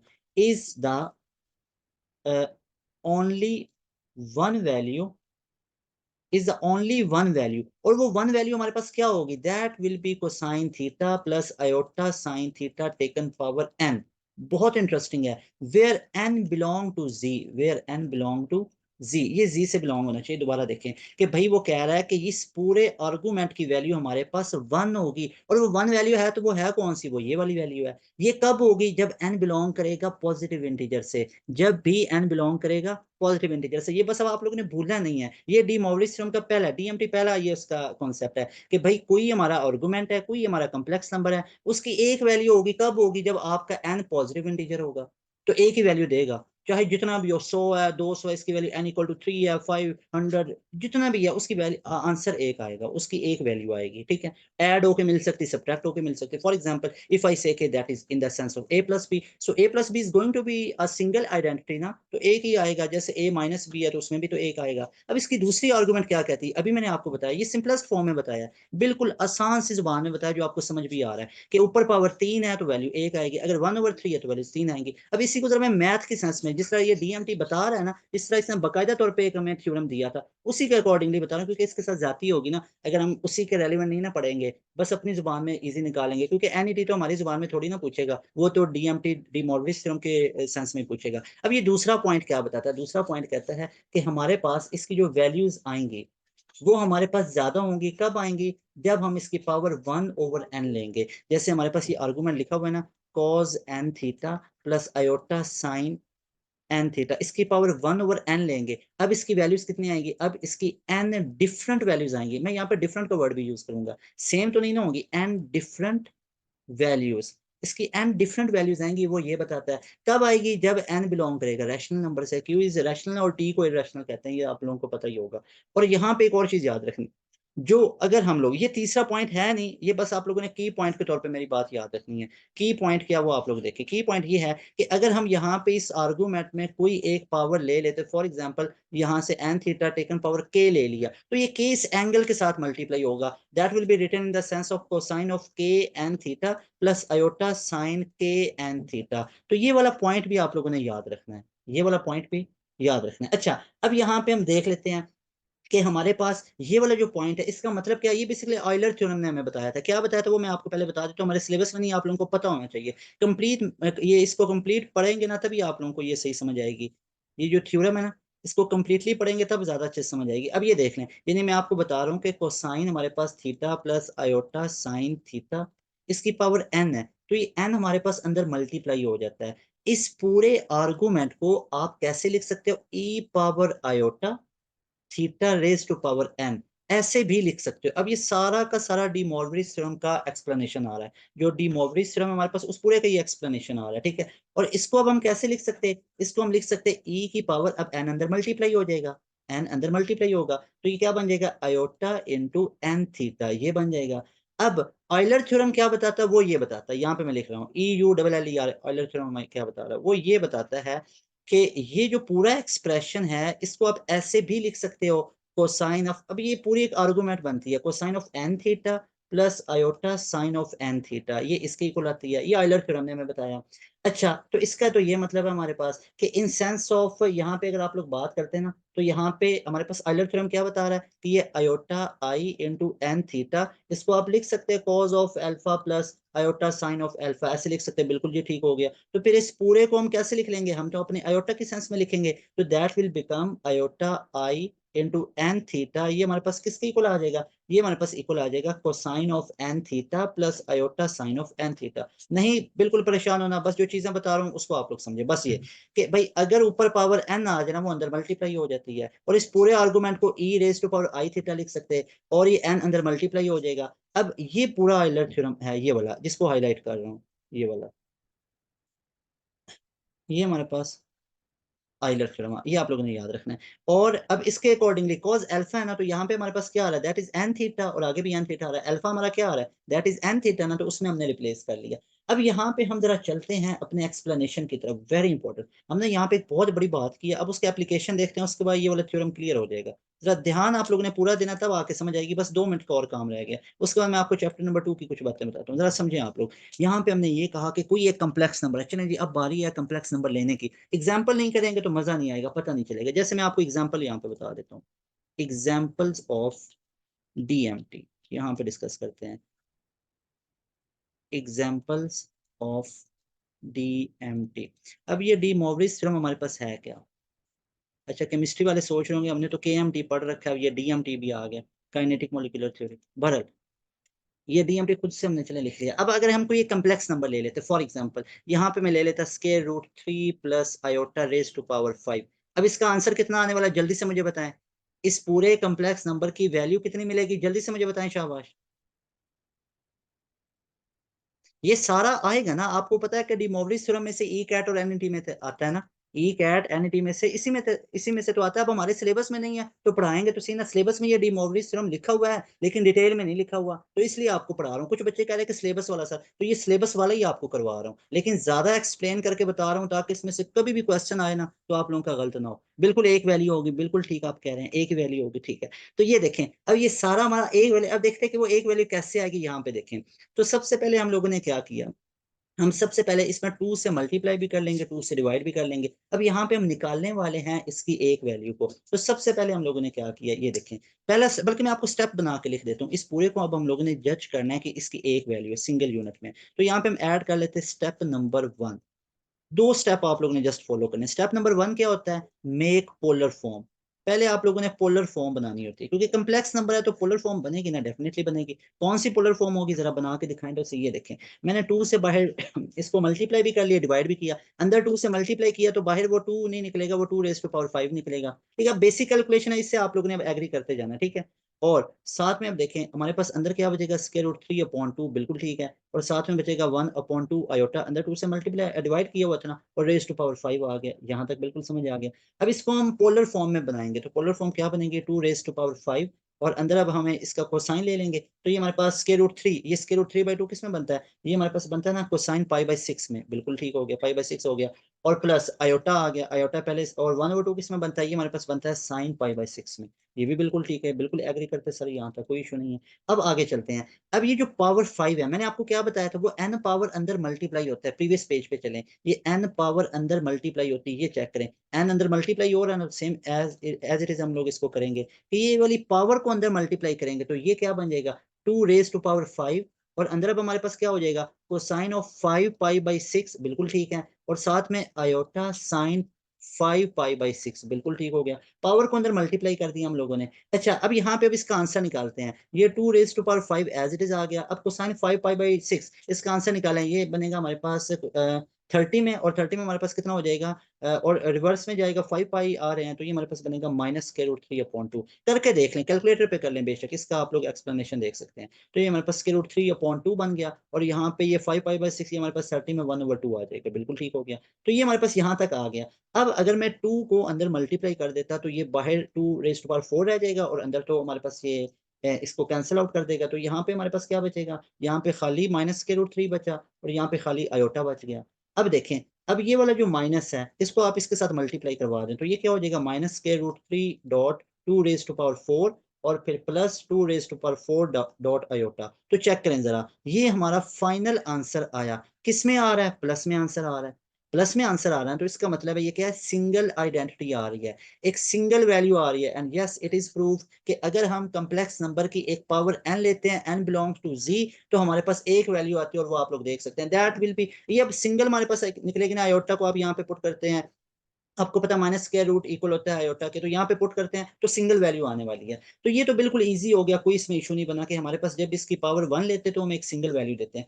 अब हम चलते हैं हमारी दूसरी चीज की तरफ, के जो हमें ये बताती है कि अगर हम कम्प्लेक्स नंबर की पावर 1/5 लेते हैं तो कैसे हमारे पास अब उसकी पावर बने, वैल्यूज 5 बनेंगी। जैसे अब इसी को आप लोग देखें ना, इसी को मैं लेके चलता हूँ ताकि ज्यादा अच्छे से क्लियर होगा। अब ये कम्प्लेक्स नंबर हमने क्या लिखा हुआ था, ये कम्प्लेक्स नंबर हमारे पास था in the sense of √3 plus iota raise to power 1/5। अब जल्दी से मुझे जरा शाबाश बताएं आप लोग, गुड स्टूडेंट्स, के इसकी वैल्यूज कितनी बनेंगी, जल्दी से मुझे इसका मैसेज करके बताएं, इसकी कितनी वैल्यूज बनेंगी, जल्दी से बताएं, शाबाश। Very good. अब इसके हमारे पास आंसर्स आएंगे 5 वैल्यूज, और वो 5 वैल्यूज हमारे पास कौन कौन सी आएंगी, अब उन सारी 5 वैल्यूज को ही तो हम लोगों ने देखना है। ठीक है, अब वो सारी की सारी जो हमारी 5 वैल्यूज आएंगी उन्हीं को तो हम लोगों ने देखना है। तो वो मैं अब आपको बताता जाता हूँ, आप लोगों ने याद रखना है, जब भी हमने इसकी 5 वैल्यूज निकालनी है, या जितना भी 1/n वैल्यूज निकालनी है, आपने ये जो मैं आपको 4 स्टेप बता रहा हूँ, मेरे ये 4 स्टेप आप लोगों ने फॉलो करने हैं। सबसे पहले, बल्कि इजी कर देता हूँ, जो स्टेप नंबर 1 है और स्टेप नंबर 2 है वो वैसे ही होगा। जैसे यहाँ पे हमने क्या किया था, सबसे पहले हमने स्टेप नंबर 1 किया था, ऐसे ना, ये हमने स्टेप नंबर 1 किया था, और उसके बाद हमने यहाँ पे अप्लाई क्या किया था, हमने अप्लाई किया था डी मोवरेज थ्योरम को। अब डी मोवरेज थ्योरम को यहाँ पे अप्लाई करना स्टेप नंबर 2 में, और स्टेप नंबर 1 आप लोगों ने एज इट इज फॉलो करना, पोलर फॉर्म बनानी है। तो ये देखें, इसके अंदर स्टेप नंबर 1 में क्या करूंगा, पोलर फॉर्म बनाऊंगा, और स्टेप नंबर 2 में डी मोवरेज थ्योरम को हम लोग अप्लाई करेंगे। तो सबसे पहले आप लोग देखें कैसे सॉल्व करेंगे, ध्यान आप लोगों का इधर होना चाहिए। इसके बाद ये जो डी मोवरेज थ्योरम है, इसमें कोई प्रॉब्लम इंशाल्लाह कभी भी नहीं बनेगा। स्टेप नंबर 1 देखें, सबसे पहले आप लोगों ने ये इसकी पोलर फॉर्म बनानी है, तो उसके लिए 2 से मल्टीप्लाई और डिवाइड कर लिया, तो ये क्या बन जाएगा, दैट विल बिकम 2⁻1/5। ये बना हमारे पास, और अंदर क्या बन जाएगा, अंदर हमारे पास अब बचेगा ये अब √3 आ रहा है, 2 से डिवाइड किया, तो मैं डायरेक्ट लिख रहा हूँ, ये हमारे पास 2 पे डिवाइड करेंगे तो ये हमारे पास कोसाइन π/6 आ जाता है। तो साइन π/6 बिल्कुल ठीक है, और आगे साइन π/6 आ जाएगा, तो ये हमारे पास आयोटा साइन π/6, बिल्कुल कोई इशू नहीं है यहाँ तक। और ऊपर पावर 1/5 आ रही है सर, बिल्कुल ठीक है, कोई इशू नहीं आ रहा है यहाँ तक। सारे बच्चे एग्री करते हैं। अब दूसरा स्टेप क्या होगा, अब हम अप्लाई करेंगे डी मोवरेज थ्योरम को। अब उसमें हम क्या करेंगे, अच्छा उससे पहले ना, स्टेप नंबर 2 लगाने से पहले जब आप लोगों ने 1/5 वाला करना है, तो इसके लिए आप लोगों ने एक एडिशनल चीज करनी है, एक एडिशनल स्टेप यहाँ पे मैं लिख रहा हूँ, एक एड स्टेप। ये एडिशनल स्टेप क्या होगा कि आप लोगों ने आर्गूमेंट के अंदर जो भी हमारा आर्गूमेंट लिखा हुआ है, इस आर्गूमेंट में ऐड करना है 2k π को। अब 2k π आप लोगों को हमेशा सेम वैल्यू देगा, फिक्स देगा, पूरा समझाऊंगा आप लोगों को कि कैसे वो आप लोगों को फिक्स वैल्यूज देगा। फॉर एग्जांपल आप k की जगह पे 0 पुट करेंगे, मिसाल के तौर पे यहाँ पे आप लोग देखें ना, जैसे अगर हम लेट कर लेते हैं कि जो हमारे पास आ रहा है ना, cos of theta that is cos of 2π plus theta, ऐसे ही है। अब यहाँ पे अगर मैं कर लेता हूँ ना, cos of 2k π plus theta, तो आंसर शुड भी same, answer cos of theta ही होगा ना। तो इसका मतलब है cos of 2k π plus theta, ये किसके इक्वल आ रहा है, कॉज ऑफ थीटा के इक्वल। और इसी तरह sign of 2k π plus theta कर रहा हूँ, तो ये भी हमारे पास साइन ऑफ थीटा ही दे रहा है। तो इसका मतलब है अगर आप लोग आर्गूमेंट के अंदर 2k π ऐड करते हैं, I repeat, if you add 2k π to any angle of any argument, you will get the same value. For example, if we are having cos of 2 pi plus theta that having cos of theta value original, that is cos of theta na, and when we add 2k pi along with theta that will be same as we have discussed cos of theta, तो ये value same होने वाली है, तो इसलिए इस पे कोई हर्ज नहीं पड़ेगा। लेकिन इससे फायदा क्या मिलेगा, क्यों हम ये ऐड कर रहे हैं 2k पाई को, ये बात आपको आगे चल के पता चलेगी, ये आप लोग देखते जाएं। सबसे पहले हम लोगों ने एक एडिशनल स्टेप किया, 2k पाई को ऐड किया। चलें जी, अब हम 2k पाई को ऐड कर लेते हैं यहाँ पे, तो ये हमारे पास कुछ इस तरह से बन जाएगा, that is 2 raise to power 1/5 as it is आ गया। अब आगे अब इसमें ऐड करेंगे तो ये cosine of 2k pi add किया, तो ये हमारे पास कितना हो जाएगा, अब ऊपर इसकी होल की पावर 1/5 आ रही है, ऐसे ही है, होल की पावर 1/5, तो ये हमारे पास हो जाएगा cos into 2k pi plus पाई/6, बिल्कुल ठीक हो गया। और यहाँ पे plus iota sine into 2k pi plus पाई/6, ऐसे हो गया, और ऊपर पावर 1/5। यहाँ तक सारे स्टूडेंट्स एग्री करते हैं, कोई प्रॉब्लम वाली बात ही नहीं है, सिंपल 2k पाई किया। अब हम अप्लाई कर लेंगे हमारा डी मोवरीज थ्योरम। अब वो यहाँ पे मैं लिख देता हूँ स्टेप नंबर 3। स्टेप नंबर 3 क्या है, अप्लाई करना है, अप्लाई डीएमटी। चलें जी, अब अप्लाई करेंगे। अब डीएमटी में डी मोवरीज थ्योरम कहता क्या है भाई, सिंपल पावर को ना अंदर मल्टीप्लाई करवा दो बस एंगल के साथ, वो ये कहता है डी मोवरीज थ्योरम। तो करें जरा, अब हमने पावर को अंदर मल्टीप्लाई करना है, तो एज इट इज हमारे पास आ जाएगा। अब वो है क्या, that is 2 raise to power 1/5। अब अंदर मल्टीप्लाई करवाएं, जब मैंने अंदर मल्टीप्लाई करवाया तो ये आ गया cos of 12k pi plus pi plus हमारे पास ये 12 हो जाएगा, अगर इसका हम सम लेंगे तो प्लस 12/30 हो जाएगा, बिल्कुल ठीक है, करके देख सकते हैं। इसके बाद प्लस आयोटा, अब हमारे पास साइन में आ जाएगा, तो ये iota sine into 12k pi plus 12/30, तो ये हमारे पास एज इट इज आ गया। अच्छा, अब ये हम अप्लाई कर रहे हैं, अब इसको फर्दर यहाँ पे आप लोग ला के छोड़ दें। अब यहाँ पे फर्दर हमें एक चीज का पता है कि हमें वैल्यूज कितनी देने वाला है, ये हमें वैल्यूज 5 देगा। कैसे पता चला, यहाँ पे पावर 1/5 आ रही है, तो ये हमें 5 वैल्यूज देगा। अभी वो कैसे 5 वैल्यूज देगा, यहाँ पे हम सबसे सिंपलेस्ट से स्टार्ट करेंगे। कैसे सिंपलेस्ट से स्टार्ट करेंगे, ये हमारा आ जाएगा नेक्स्ट स्टेप, इसको आप कह सकते हैं स्टेप नंबर 3, मेन स्टेप आ जाता है। स्टेप नंबर 3 जरा चेक करें, आप लोगों को फुल क्लियर हो जाएगा। स्टेप नंबर 3 क्या, आप लोगों ने पुट करना है k इज इक्वल टू 0। आप लोग जो k है ना, वो पहले 5 पॉजिटिव इंटीजर पुट कर लें, वो क्या होगा 0 1 2 3 एंड 4, यही बनने वाले ना। अच्छा, वाई नॉट सर 5 6 7 8 एंड 9, आप लोग वो भी पुट कर सकते हैं। अभी आप लोग देखते जाएं, हम लोगों ने जो वैल्यूज निकालनी है वो 5 निकालनी है, और वो वैल्यू किस पे निकालेंगे, वो k इक्वल टू 0 1 2 3 4 पे निकालेंगे। अब यहाँ पे चेक करें, सबसे पहले अगर मैं यहाँ पे k की जगह पे 0 पुट करता हूँ, डायरेक्ट वैल्यू लिखने वाला हूँ। अगर हम पुट करते हैं k इक्वल टू 0, यहाँ पे करते हैं, अगर k इक्वल टू 0 करेंगे तो वैल्यू क्या बनेगी वो आप लोग देखें, वो हमारे पास बनेंगी 2 रेज टू पावर 1/5, बिल्कुल ठीक है। डॉट कॉज ऑफ आगे लगा लेते, कॉज ऑफ ये हमारे पास बन जाएगा ना, ये हमारे पास बनेगा 12k है, तो यहाँ पे ये खाली क्या बचेगा, दैट विल बी पाई/30। ये हमारे पास पाई/30 बन जाएगा। यहाँ पे अगर हम 0 पुट करेंगे, पाई/30 और प्लस आयोटा, यहाँ पे देखें, ये हमारे पास पाइप, ये इसकी के 0, ये 0 पूरा हो जाएगा, तो ये पूरा हमारे पास 12 बचेगा, तो ये हमारे पास हो जाएगा 12/30 और प्लस आयोटा साइन,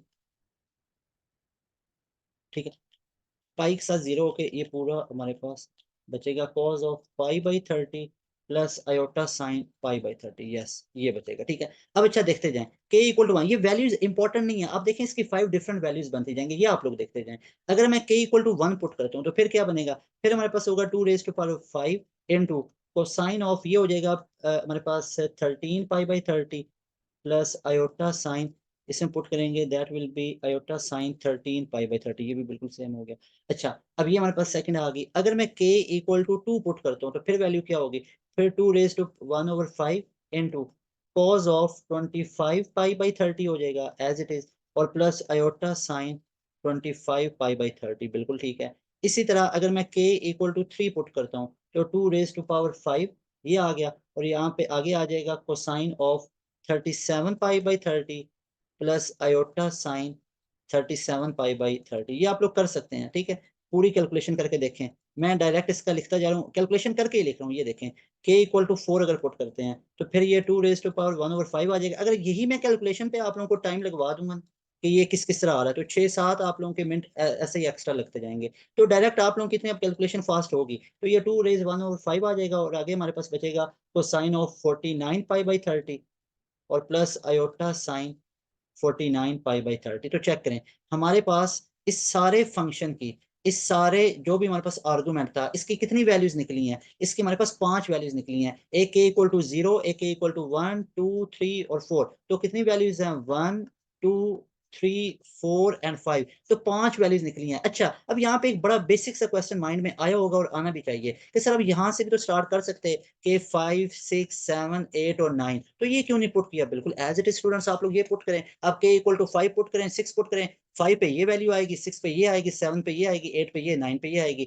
10 पे फिर दोबारा ये सर्कल चलता जाएगा। तो जो भी आप लोग के की वैल्यू पुट करेंगे, लेकिन for simplest values we will always take K starting from 0 to onward. Like यहाँ पे 5 वैल्यूज चाहिए थी तो हमने 5 तक लिखे, पहले 5 के की वैल्यू 0, 1, 2, 3, 4, तो इसलिए सिंपलेस्ट आ जाता। अब यहाँ पे मान लें आप लोग के 17 पुट कर रहे हैं। अब एक बच्चा के 17 पुट कर रहा है, 17, 18, 19, 20, 21, तो that is going to be equal to that these all 5 values, that is equal to these 5 values. But regardless of complicated values, you can put smallest values that may be in the sense of 0, 1, 2, 3, 4. तो ये वाली values put करें और बिल्कुल आसान हो जाएगा आप लोगों के लिए। तो यहाँ पे मैंने डी मॉवरीज थ्योरम को कंप्लीट बता दिया है। इंशाल्लाह यहाँ से क्वेश्चंस आएंगे तो नहीं गलत होंगे। प्रैक्टिस इसकी मैं कल वाली रिवीजन वाली क्लास में करूंगा, लेकिन अभी कुछ बच्चों को समझ नहीं आ रही होगी कि इसमें से क्वेश्चंस कैसे बनेंगे। कल वाली रिवीजन क्लास में बताऊंगा कैसे क्वेश्चन बनेंगे, लेकिन आप इस पूरे पोर्शन में से बनेंगे। जितना भी आपको मैंने बताया ना, ये सारा का सारा आप लोगों का रेलिवेंट होगा। जरा मैं इसको ना एक रिव्यू दे देता हूँ कि ये डी मॉवरीज थ्योरम है क्या। वो ये बताता है इसकी पावर n लेंगे ना, किसी भी आर्गुमेंट के अंदर मल्टीप्लाई होता है। ये डी मॉवरीज थ्योरम है जब भी अप्लाई करना है। मैं रिपीट कर रहा हूँ, जब भी डी मॉवरीज थ्योरम को अप्लाई करना, आई रिपीट, जब भी अप्लाई करना है तो तब पावर को अंदर मल्टीप्लाई करना, बस ये नहीं बोलना। अच्छा, फिर स्टेटमेंट बताएं सर, इसके स्टेटमेंट क्या है? वो ये दो स्टेटमेंट है कि भाई अगर तो इसकी पावर हमारे पास होगी ना, एन बिलोंग कर रहा होगा जी से, पॉजिटिव इंटीजर है, एक वैल्यू आएगी। अगर हमारा ये एन बिलोंग कर रहा होगा ना टू क्यू, क्यू से बिलोंग करेगा, तो इसका मतलब है इसकी एन वैल्यूज आएंगी और वो एन क्या होंगी, डिफरेंट होंगी। अच्छा, इसका एप्लीकेशन दिखाएं, ये रहा इसका एप्लीकेशन कि अगर इसकी वैल्यू पॉजिटिव इंटीजर ले लेंगे तो ए की वैल्यू आएगी, और अगर इसकी पावर 1/5 लेंगे तो 5 डिफरेंट वैल्यूज आएंगी। कैलकुलेट करके दिखाया। आई होप कि डी मॉवरीज थ्योरम आप लोगों को फुल क्लियर हो चुका होगा। अब मैं चलता हूँ नेक्स्ट चैप्टर की तरफ, that is about chapter number 2। अच्छा, अब यहाँ पे क्या चैप्टर 1 कंप्लीट बता दिया? बिल्कुल भी नहीं बताया। अब चैप्टर 1 की कंप्लीट रिवीजन, सारी मैथ की बल्कि रिवीजन ना आप लोगों की कल होने वाली है, और इन सब की थ्योरी भी कंप्लीट पढ़ाऊंगा। अब क्या कल मैं डी मॉवरीज थ्योरम ऐसे ही पढ़ाऊंगा? नहीं, कल तो इसकी एडिशनल चीजें बताऊंगा, शॉर्ट करके बताऊंगा, क्योंकि हर लेक्चर दूसरे से ज्यादा इंफॉर्मेटिव होगा। फिर तो कल अगर यही चीजें बतानी है फिर ये आज बताने का तो फायदा ही नहीं ना। तो इसलिए मेरा हर लेक्चर दूसरे से अलग होगा, लेकिन रेलिवेंट टू ई कैट एन टी होगा। ये नहीं है कल डी मॉवरीज थ्योरम अलग कोई बताऊंगा, भाई कल भी यही कॉन्सेप्ट होंगे। कोई कल ये खत्म नहीं हो जाएंगे कॉन्सेप्ट कि डी मॉवरीज थ्योरम कल चेंज हुआ पड़ा होगा, ऐसा नहीं होगा। थ्योरम यही रहेगा, लेकिन इसकी कोई और एडिशनल चीजें बता दूंगा जो आपको हेल्प करेंगी। अब मैं मूव करने लगा हूँ चैप्टर नंबर 2 की तरफ, जो कि हमारा सेट फंक्शन और रिलेशंस के बारे में है। तो उसके बारे में अब आप लोगों ने पूरा फोकस्ड होकर बैठना है। ऐसे ही पूरा आप लोगों का कंसंट्रेशन यहाँ पे होना चाहिए। अब यहाँ पे मैं वो चीजें डिस्कस करने वाला हूँ जो आप लोगों ने रूटीन में नहीं पढ़ रखी होंगी, लेकिन एनईटी और ई कैट में आती हैं, तो वो सारी चीजें मैं आप लोगों को बताता हूँ। सबसे पहले आप लोग देखें, यहाँ पे हम स्टार्ट कर लेते हैं। 11 मैथ के हमारे पास ये चैप्टर आ रहा है, और ये चैप्टर नंबर 2 है। अब इस चैप्टर नंबर 2 का नेम हमारे पास क्या आ रहा है? ये चैप्टर नंबर 2 के सिर्फ कुछ मैं आपको बता देता हूँ। ये हमारे पास सेट है, फंक्शन है और रिलेशन है। Set, functions and relations. तो इसके बारे में आपको आज डिटेल में बता देता हूँ चीजें। और कल हमारी रिवीजन क्लास होगी, क्या ये मैं दोबारा बताऊंगा? 100% कल दोबारा बताऊंगा, लेकिन यही चीजें रिपीट नहीं करूंगा, एडिशनल चीजें बताऊंगा, और साथ इसकी ज्यादा और भी प्रैक्टिस करवा दूंगा। अभी आप लोग देखें, यहाँ पे हमारे पास सेट, फंक्शन, रिलेशन में सबसे पहली एक चीज आ जाती है। जैसे क्वेश्चन ले लेते हैं ना, क्वेश्चन में ज्यादा आपको अच्छे से क्लियर होगा। सेट तो पता ही है, वो डिस्टिंक्ट ऑब्जेक्ट्स होते हैं, वेल डिफाइंड होते हैं, समझ में आएंगे।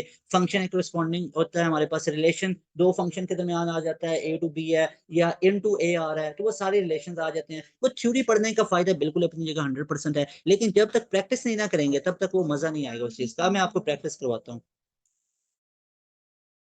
यहाँ पे देखें, क्वेश्चंस ले लेते हैं, नेक्स्ट से यहाँ से स्टार्ट करते हैं।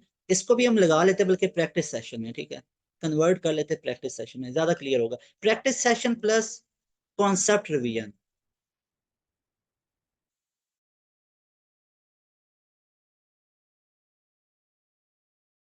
ये आज की मैथ की ये लास्ट चीज होने लगी है, लास्ट हमारा ये टॉपिक होने लगा है, ठीक है। Practice session plus concept revision, इसका नाम ये रख लेते हैं। चलें जी, स्टार्ट करते हैं। सबसे पहले मैं यहाँ पे ले लेता हूँ पहला क्वेश्चन। जैसे मैंने बेसिक से बिल्कुल स्टार्ट करने लगा हूँ, यहाँ पे देखिए पहला क्वेश्चन बहुत बेसिक से। फॉर एग्जाम्पल आप लोग मुझे बताएं कि ये मैं यहाँ पे कुछ चीजें लिखने लगा हूँ, इनमें से कौन स्टेटमेंट ठीक है? आप लोग बताएं, which of following will be true. ठीक है, ये विल बी करेक्ट। इनमें से करेक्ट कौन सी होंगी ये आप लोग बताएं। मैं यहाँ पे जैसे लिख देता हूँ, एक स्टेटमेंट मैंने ना सिंपल से लिखी कि जैसे ऑल रिलेशंस आर, ध्यान से समझना आप लोगों ने, ऑल रिलेशंस आर फंक्शंस, सारे रिलेशन फंक्शंस होते हैं, ठीक है, but all functions are not relations. एक ये मैंने स्टेटमेंट लिख दी। अब देखते हैं क्या ये ठीक है या नहीं है, अभी हमें नहीं पता है, ठीक है, देखते हैं।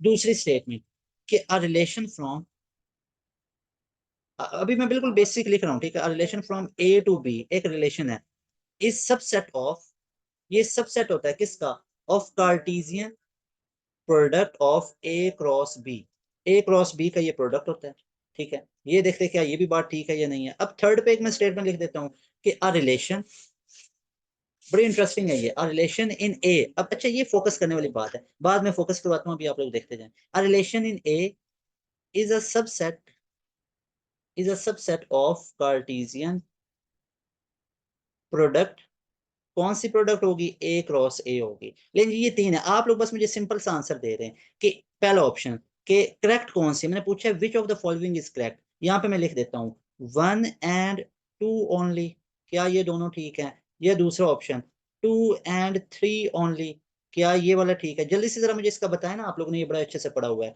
One and three only.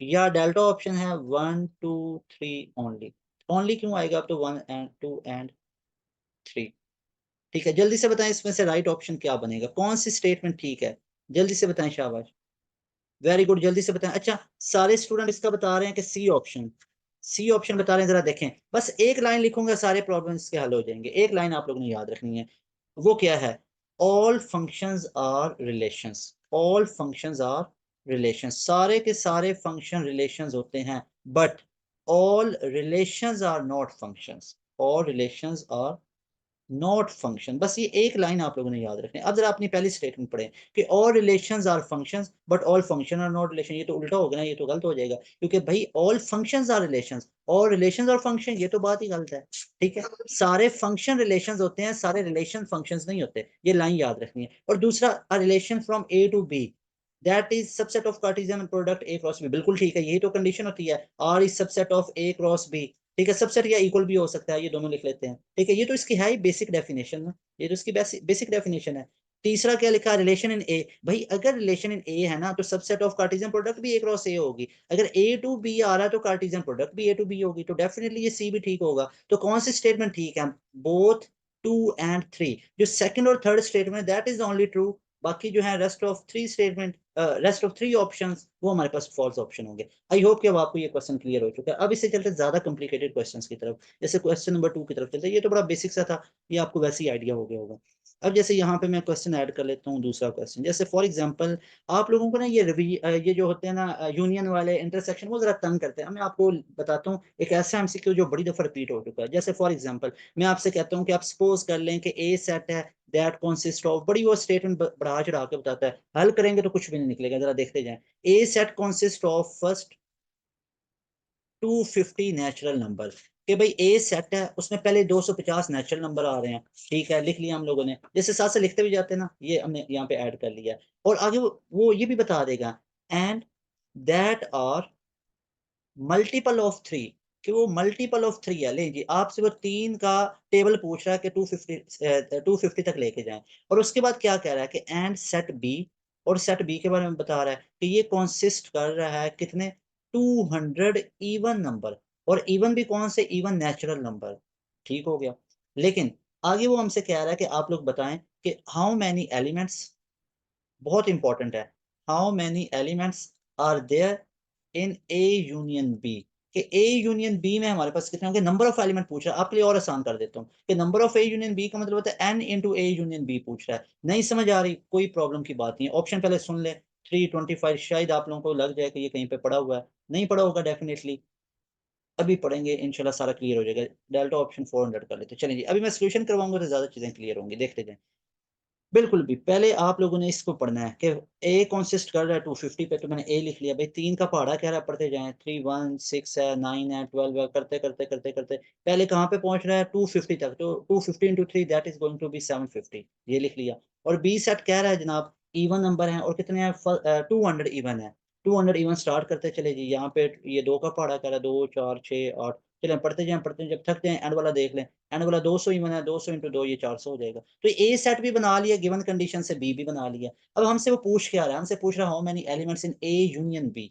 A union B के एलिमेंट्स पूछ रहा है, ठीक है। तो इसका एक रिलेशन आपको पता होगा, नहीं पता तो याद रख ले, ए इंटू जो हमारे पास number of N into A union B होता है, ये इक्वल होता है नंबर ऑफ ए एलिमेंट्स और बी के एलिमेंट्स, और इनमें जो कॉमन आ रहे हैं जनाब उसको आप लोगों ने सब्ट्रैक्ट करना है, ठीक है। अच्छा, अब यहाँ पे मैं इनका इंटरसेक्शन लिखने लगा हूँ। अब इंटरसेक्शन क्या होगा, बड़ा इंटरेस्टिंग है। इंटरसेक्शन ये होगा कि ऊपर क्या पढ़ हमारे पास ये चल रहा है, ऊपर चल रहा है 3 का टेबल, नीचे चल रहा है 2 का टेबल, तो इंटरसेक्शन में चलेगा इन दोनों की प्रोडक्ट का टेबल। ये आपको शॉर्ट ट्रिक बता रहा हूँ। अगर दो सेट हमारे पास डिफरेंट है, एक में चल रहा है 5 का टेबल, एक में चल रहा है 3 का, नीचे इंटरसेक्शन में 15 का टेबल चलाएं।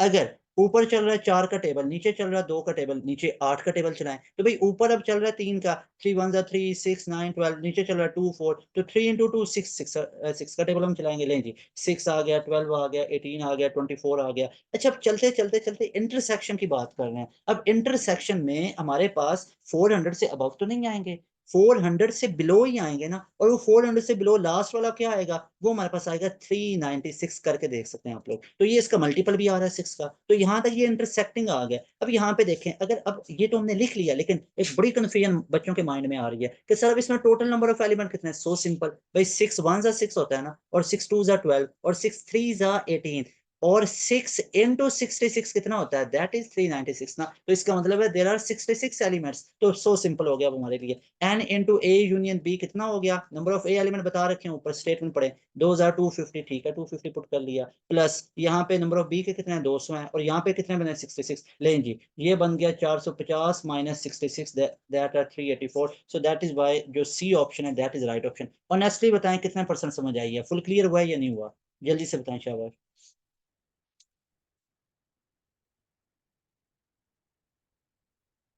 ठीक है, दोबारा दोबारा बता देता हूँ, वेरी गुड वेरी गुड, दोबारा बताता हूँ, ठीक है। ठीक है, 50-50 इसका आया, हालांकि ये इसका मुझे लग रहा था आपको फुल होना चाहिए। ये देखें, बहुत सिंपल है। ए के ये 250 नेचुरल नंबर है, और बी के हमारे पास 200 इवन नंबर आ रहे हैं। तो आप लोग बताएं कि इनके ए यूनियन बी के नंबर ऑफ एलिमेंट्स कितने होंगे। तो सबसे पहले तो ये आप लोग रिलेशन याद रख लेना, ए यूनियन बी का ये रिलेशन होता है number of A union B find out करने का, number of A element, B element और उसके इंटरसेक्टिंग वाले। अब मेरे ख्याल में ये फिंगर टिप्स पे होनी चाहिए। अभी भी ये इसमें प्रॉब्लम आ रहा है ना, तो फिर मतलब आप लोगों ने लेक्चर पहले वो बार बार सुने नहीं है। अब सारी चीजें छोड़ दें, इन दिनों में बहुत अच्छे से पढ़ना शुरू कर दें। ये भी तक क्यों नहीं चीजें आपको आ रही हैं, ये याद रखें, इसमें कौन सी मुश्किल बात है। ए यूनियन बी के नंबर ऑफ एलिमेंट निकालें, ए के एलिमेंट बी के ऐड करें, और जो कॉमन है उनको सब्ट्रैक्ट कर दें। अब ये ए का सेट बना लिया, बी का बना लिया, कितना शॉर्ट ट्रिक बता रहा हूँ कि भाई इंटरसेक्शन निकालना है ना, मेरे पास बड़े बेतहाशा शॉर्ट ट्रिक है, सारे बताऊंगा, लेकिन अगर अमल करेंगे तो। अब जैसे ए सेट है, बी या इंटरसेक्टिंग एलिमेंट निकालने हैं, तो उसका टेबल चला दें। 3 का ऊपर चल रहा है, नीचे 2 का टेबल है, 3 2 6 6 का टेबल नीचे लिखना शुरू कर दें, तो वो इसके ऑटोमेटिकली हमारे पास कॉमन पॉइंट्स कॉमन एलिमेंट्स आ जाते हैं। तो हमने देखा कॉमन एलिमेंट्स 396 तक जा रहे हैं, तो उसमें 66 एलिमेंट्स आ रहे हैं। क्यों ऐसा है, क्योंकि 66 को 6 से करेंगे दैट विल बी 396, करके देख सकते हैं। 66 को 6 से करेंगे तो 396 आ रहा है। तो इसका मतलब है कॉमन 66 एलिमेंट है, वो सब्ट्रैक्ट किया है, और 250 पहले थे, 200 फिर आए, तो ये 450, 450 में से 66 माइनस किया, दैट इज 384। तो ये हमारे पास राइट ऑप्शन होगा। आई होप कि अब आपको ये भी फुल क्लियर हुआ पड़ा है। चलें जी, अब हम नेक्स्ट मूव करते हैं। थोड़ा सा ना चलें, आपके लिए थोड़ा सा इजी क्वेश्चन कर लेते हैं, थोड़े से परेशान हो गए कि ये क्वेश्चन आते ही इसके ज्यादा हो गए हैं, तो इजी वाला मैं करवा देता हूँ, ठीक है। ये देखें क्वेश्चन नंबर 3 देखें, बहुत इंपॉर्टेंट है ये भी। जैसे हमारे पास लेट कर लेते हैं कि let f of x function है, दैट इज पोलिनोमियल। अब पोलिनोमियल क्या होता है इसका तो पता है आप लोगों को। पोलिनोमियल होता है जिसको स्क्वायर में लिखा जाता है, ठीक है। पोलिनोमियल है मतलब स्क्वायर की पावर होगी कुछ, एक लीनियर होगा। तो ये हमारे पास पोलिनोमियल फंक्शन आ रहा है, ठीक है। सच दैट, आगे कंडीशन देखिए बड़ी इंटरेस्टिंग है, सच दैट जो एफ ऑफ एक्स है दैट इज x4। अब इसको पढ़ते कैसे, एफ ऑफ एक्स पढ़ते कि भाई एफ के अंदर एफ की वैल्यू पुट करनी है। जैसे x4 है ना, तो इसका ये मतलब है x4 के अंदर ही x4 पुट करेंगे, किस पे, जहाँ पे x है। तो ये चेक करें, ऊपर तो पावर मैंने 4 लिख ली, और x की जगह पे मैंने x4 लिख लिया, तो इसका ये मतलब होता है, आप लोगों ने याद रखना है एफ ऑफ एक्स का। बहरहाल आगे अब हमसे पूछ क्या रहा है, आप लोगों से जनाब पूछ रहा है कि what is F prime 1। F dash one किसके इक्वल आ जाएगा, ये आप लोग बताएं। ये क्वेश्चन मैं और तरीके से भी चेंज कर सकता हूँ, काफी वेरिएशन है, इसको ऐसे ही रहने देते हैं। 0 आएगा, 1 आएगा, 2 आएगा या 4 आएगा, जरा जल्दी से बताएं क्या आएगा, सोच समझ के बताएं। अच्छा अब देखें, इसको नहीं समझ आ रही कोई प्रॉब्लम नहीं है, अभी बताया इस एफ ऑफ एक्स का मतलब क्या होता है, इसका मतलब होता है कि एफ ऑफ एक्स के अंदर एफ की ही वैल्यू पुट करनी है, तो इसका मतलब है कि एफ ऑफ एक्स कितना होगा, दैट इज एक्स स्क्वायर। नहीं समझ आई, नहीं समझ आई, दोबारा देखें, ये देखें एफ ऑफ एक्स अगर एक्स फोर के इक्वल है तो इसका मतलब है एफ ऑफ एक्स तो एक्स फोर एक्स टू होगा, कैसे जरा करके देखते हैं। अब इसको आप लोग लें, एफ ऑफ एक्स आ रहा है एक्स स्क्वायर के, अब जरा मेरी वो कंडीशन देखें क्वेश्चन की, f of x is equal to x four, जरा इसको आप लोग अब फॉलो करें कि एफ के अंदर एफ का ही फंक्शन पुट करते हैं, जबकि मैंने एफ वाला फंक्शन कितना ले लिया एक्स स्क्वायर, जरा करके देखें कि एक्स स्क्वायर वाला ये पूरा मैंने फंक्शन लिख लिया, लेकिन जहां पे एक्स है वहां पे मैंने एक्स स्क्वायर ही पुट कर दिया, तो एक्स स्क्वायर इंटू टू कितना आ जाएगा एक्स फोर, तो इसका मतलब है f of x x four अगर हो तो इसका मतलब है f of x equal to x square होता है। अब उसने हमसे पूछा हुआ क्या है, उसने पूछा हुआ एफ ये वाला प्राइम वन निकालें, तो भाई एफ ऑफ एक्स अगर हमारे पास एक्स स्क्वायर है, डेरिवेटिव के बड़े पक्के स्टूडेंट हैं आप लोग, तो एफ प्राइम एक्स कितना आ जाएगा, 2x, पता है ना 2x आ जाता है, तो F prime into one put कर लें, 2 इंटू वन कितना आ गया, दैट विल बी 2। सच्ची सच्ची बताएं ये वाला क्वेश्चन क्लियर हुआ या नहीं हुआ, अच्छा लगा ये वाला क्वेश्चन या नहीं लगा, ऐसे ट्रिकी क्वेश्चंस आ रहे होते हैं। ठीक है, अभी और बड़े क्वेश्चंस हैं, मैं आपको सारे डिस्कस करवाता जाता हूँ, फुल क्लियर हो गया। ठीक है, इजी था ना, हाँ इसलिए इजी, 2 लाख% क्लियर, नहीं 2 लाख नहीं 100% हो गया, फिर ये इनफ है। वेरी गुड शाबाश, बस एक्टिव होकर बैठते हैं, देखना कुछ बच्चे अंदर से वो हो जाते हैं तो वो फिर ना ऐसे उनको पूरी चीजें उनकी समझ नहीं आती, फिर वो प्रॉब्लम होती है, खुदा ना खास्ता। सारी चीजें सुनेंगे तो मजा आएगा, सारी चीजें सुन के जाएंगे तो फिर आप लोग फुली कॉन्फिडेंट होते हैं, फिर आप लोग पेपर को घुमा रहे होते हैं, पेपर आपको नहीं घुमाता है। अब देखें, अब हम चलते हैं नेक्स्ट क्वेश्चन की तरफ, that is question number 4। Question number 4 यहाँ पे देखें, वो मैं ऐड करने लगा हूँ, बस ये थोड़े से क्वेश्चन हम रह गए हैं। अब यहाँ पे हम कंसिडर कर लेते हैं कि फॉर एग्जाम्पल हमारे पास दो स्टेटमेंट लिखी हुई है, बड़ा ईजी क्वेश्चन है, थोड़ा सा बस इसमें ट्रिक यूज हुआ हुआ है। कंसिडर फॉलोइंग स्टेटमेंट, ये सारा कुछ लिखा हुआ है, वो क्या है वो देख ले। नंबर 1 पे हमारे पास लिखा हुआ है कि ए सेट है, वो है 1 3 5, बिल्कुल ठीक है। फिर वो जनाब कह रहा है कि बी सेट है जो कि है 2 4 7, ये भी बिल्कुल ठीक हो गया। अब वो कह रहा है कि ये इक्विवेलेंट सेट है। अब मैं सबसे पहले मैंने आपको बताया ना ये प्रैक्टिस सेशन भी है और साथ इसके कॉन्सेप्ट भी रिवाइज करवाता हूँ। अब ये देखिए इक्विवेलेंट सेट क्या होता है अभी बताता हूँ आप लोगों को, पहले ये दूसरी स्टेटमेंट सुन लें। अब वो कह रहा है कि ए सेट है दैट इज 1 5 9, बिल्कुल ठीक है। और बी सेट हमें वो कह रहा है ये है 1 5 5 और 9 9। अब हमसे कह रहा है वो ये वाला सेट है और कह रहा है कि दीज आर इक्वल सेट्स, कि जनाब ये हमारे पास इक्वल सेट्स हैं। तो अब आप लोग देखें यहाँ पे कि हमारे पास इक्विवेलेंट और इक्वल सेट्स में क्या डिफरेंस होता है, हमारे पास इक्वल और इक्विवेलेंट में क्या डिफरेंस होता है, अब इसका मैं आप लोगों को बताता हूँ। पहले मैं यहाँ पे ना आपको ऑप्शन लिख के दे देता हूँ, ये आप लोग ऑप्शन पहले देख ले। ऑप्शन हमारे पास है कि सिर्फ इसमें ओनली वन होगा, वन ओनली, ये वाली हमारे पास बिल्कुल मतलब करेक्ट वो पूछ रहा है कि which of the following is correct, ठीक है ना, तो सिर्फ वन वाली ठीक होगी, या हमारे पास टू ओनली सेकंड वाली ठीक होगी, या बोथ 1 और 2, क्या पता ये दोनों ठीक हों, जरा चेक करते हैं। या डेल्टा है कि भाई कोई भी नहीं, नन ऑफ दिस, कोई भी नहीं है, ये डेल्टा ऑप्शन बड़ा ऐसे ही आवाजारी वाला है कि बिल्कुल वो कह रहा है कोई ठीक ही नहीं है इसमें से। अब हम देखते हैं, पहले आप लोग देखें कि इक्विवेलेंट सेट्स कौन से होते हैं। भाई इक्विवेलेंट वो होते हैं, इसके लिए कंडीशन होता है कि number of A should be equal to number of B, बस उनकी नेचर चेंज हो सकती है, इक्विवेलेंट बोलेंगे। एक है ए बी सी, दूसरा 1 2 3, भाई नेचर ऑफ एलिमेंट चेंज है लेकिन नंबर ऑफ एलिमेंट सेम है, तो बोलेंगे इक्विवेलेंट सेट है। इक्वल सेट किसे कहते हैं, इक्वल सेट उसे कहते हैं कि नंबर ऑफ एलिमेंट्स भी सेम होने चाहिए और नेचर ऑफ एलिमेंट भी सेम होनी चाहिए। अब नेचर का मतलब 1 2 3 है और 2 1 3 हो सकता है, लेकिन उसको 1 2 3 भी लिख सकते हैं। नंबर ऑफ एलिमेंट सेम है, सारे न्यूमेरिक्स हैं, नेचुरल नंबर आ रहे हैं, बिल्कुल आ रहे हैं, तो वो इक्वल होंगे। अब यहाँ पे आप लोगों को पता है कि इसमें 1 2 3 1 3 5 और 2 4 7 कितने एलिमेंट है, 3 है, यहाँ पे भी 3 है, इक्विवेलेंट होंगे, यस इक्विवेलेंट है, ये पहली स्टेटमेंट बिल्कुल ठीक है। अब दूसरी स्टेटमेंट में रेपिटेशन आ गई, 5 2 दफा है, आएगा कितनी दफा, एक दफा आएगा, क्योंकि सेट में रेपिटेशन नहीं होती। 9 कितनी दफा आया, 2 दफा, एक दफा आएगा, तो मिला के ये वाला सेट क्या बनेगा, 1 5 9। और इधर भी क्या 1 5 9, क्या ये इक्वल है, बिल्कुल इक्वल है, तो इसका मतलब है ये दोनों स्टेटमेंट ठीक हैं, क्योंकि हम लोग इसको कंसिडर करेंगे कि अगर रेपिटेशन आ रही है तो रिपीट होकर नहीं लिखेंगे ना, क्योंकि पता नहीं किसी अनजान बंदे ने लिख दिया है 1 5 5 और 9 9। अब हमें तो पता है कि सेट में भाई रेपिटेशन नहीं होती, तो हम उसको समझाएंगे कि ये 5 नहीं आएगा, ये 9 नहीं आएगा, तो आपका सेट ये 1 5 5 9 9 ये इक्विवेलेंट है 1 5 9 के, तो इसलिए ये दोनों हमारे सेट ना इक्वल हैं। तो क्या हम उसको बोलेंगे ये गलत है भाई, इसमें 5 एलिमेंट है, नहीं इसमें तो 3 ही होंगे, सेट में रेपिटेशन नहीं होती, तो इसलिए ये दोनों इक्वल हैं। तो इसका मतलब भाई पहली कंडीशन भी ठीक है, दूसरी भी ठीक है, तो हम लिखेंगे कि बोथ ऑप्शंस आर करेक्ट, बिल्कुल ठीक हो गया। अब हम चलते हैं क्वेश्चन नंबर 5 की तरफ। आई होप कि ये तो आपको क्लियर हो ही गया होगा, बहुत ईजी है। क्वेश्चन नंबर 5 देखें, वो हमारा क्या है। #05 की तरफ आते हैं। अब क्वेश्चन नंबर 5 आप लोग देखें। क्वेश्चन नंबर 5 में भी हमारे पास वो इसी तरह की चीजें दे रहा है। फॉर एग्जांपल मैं ये आप लोगों से पूछ रहा हूँ कि आप लोग बताएं कि इसमें से करेक्ट कौन सा होगा। जैसे यहाँ पे स्टेटमेंट आपको दे देता हूँ कि नल सेट बहुत सिंपल है। Null set is subset of every set, subset of every set, बिल्कुल ये बात भी ठीक है। अब दूसरी स्टेटमेंट देखें कि यहाँ पे बल्कि मैं 3 बना लेता हूँ, ज्यादा इसको 2 तो पहले भी थी। Every set is subset of itself, every set is subset of itself, ये बात भी समझ में आ रही है, पढ़ रखा है। और थर्ड नंबर पे है कि if a set has 10 elements, अगर किसी सेट में 10 एलिमेंट्स हैं, then its power set, then इसके पावर सेट होंगे 1024 एलिमेंट्स, इतने होंगे।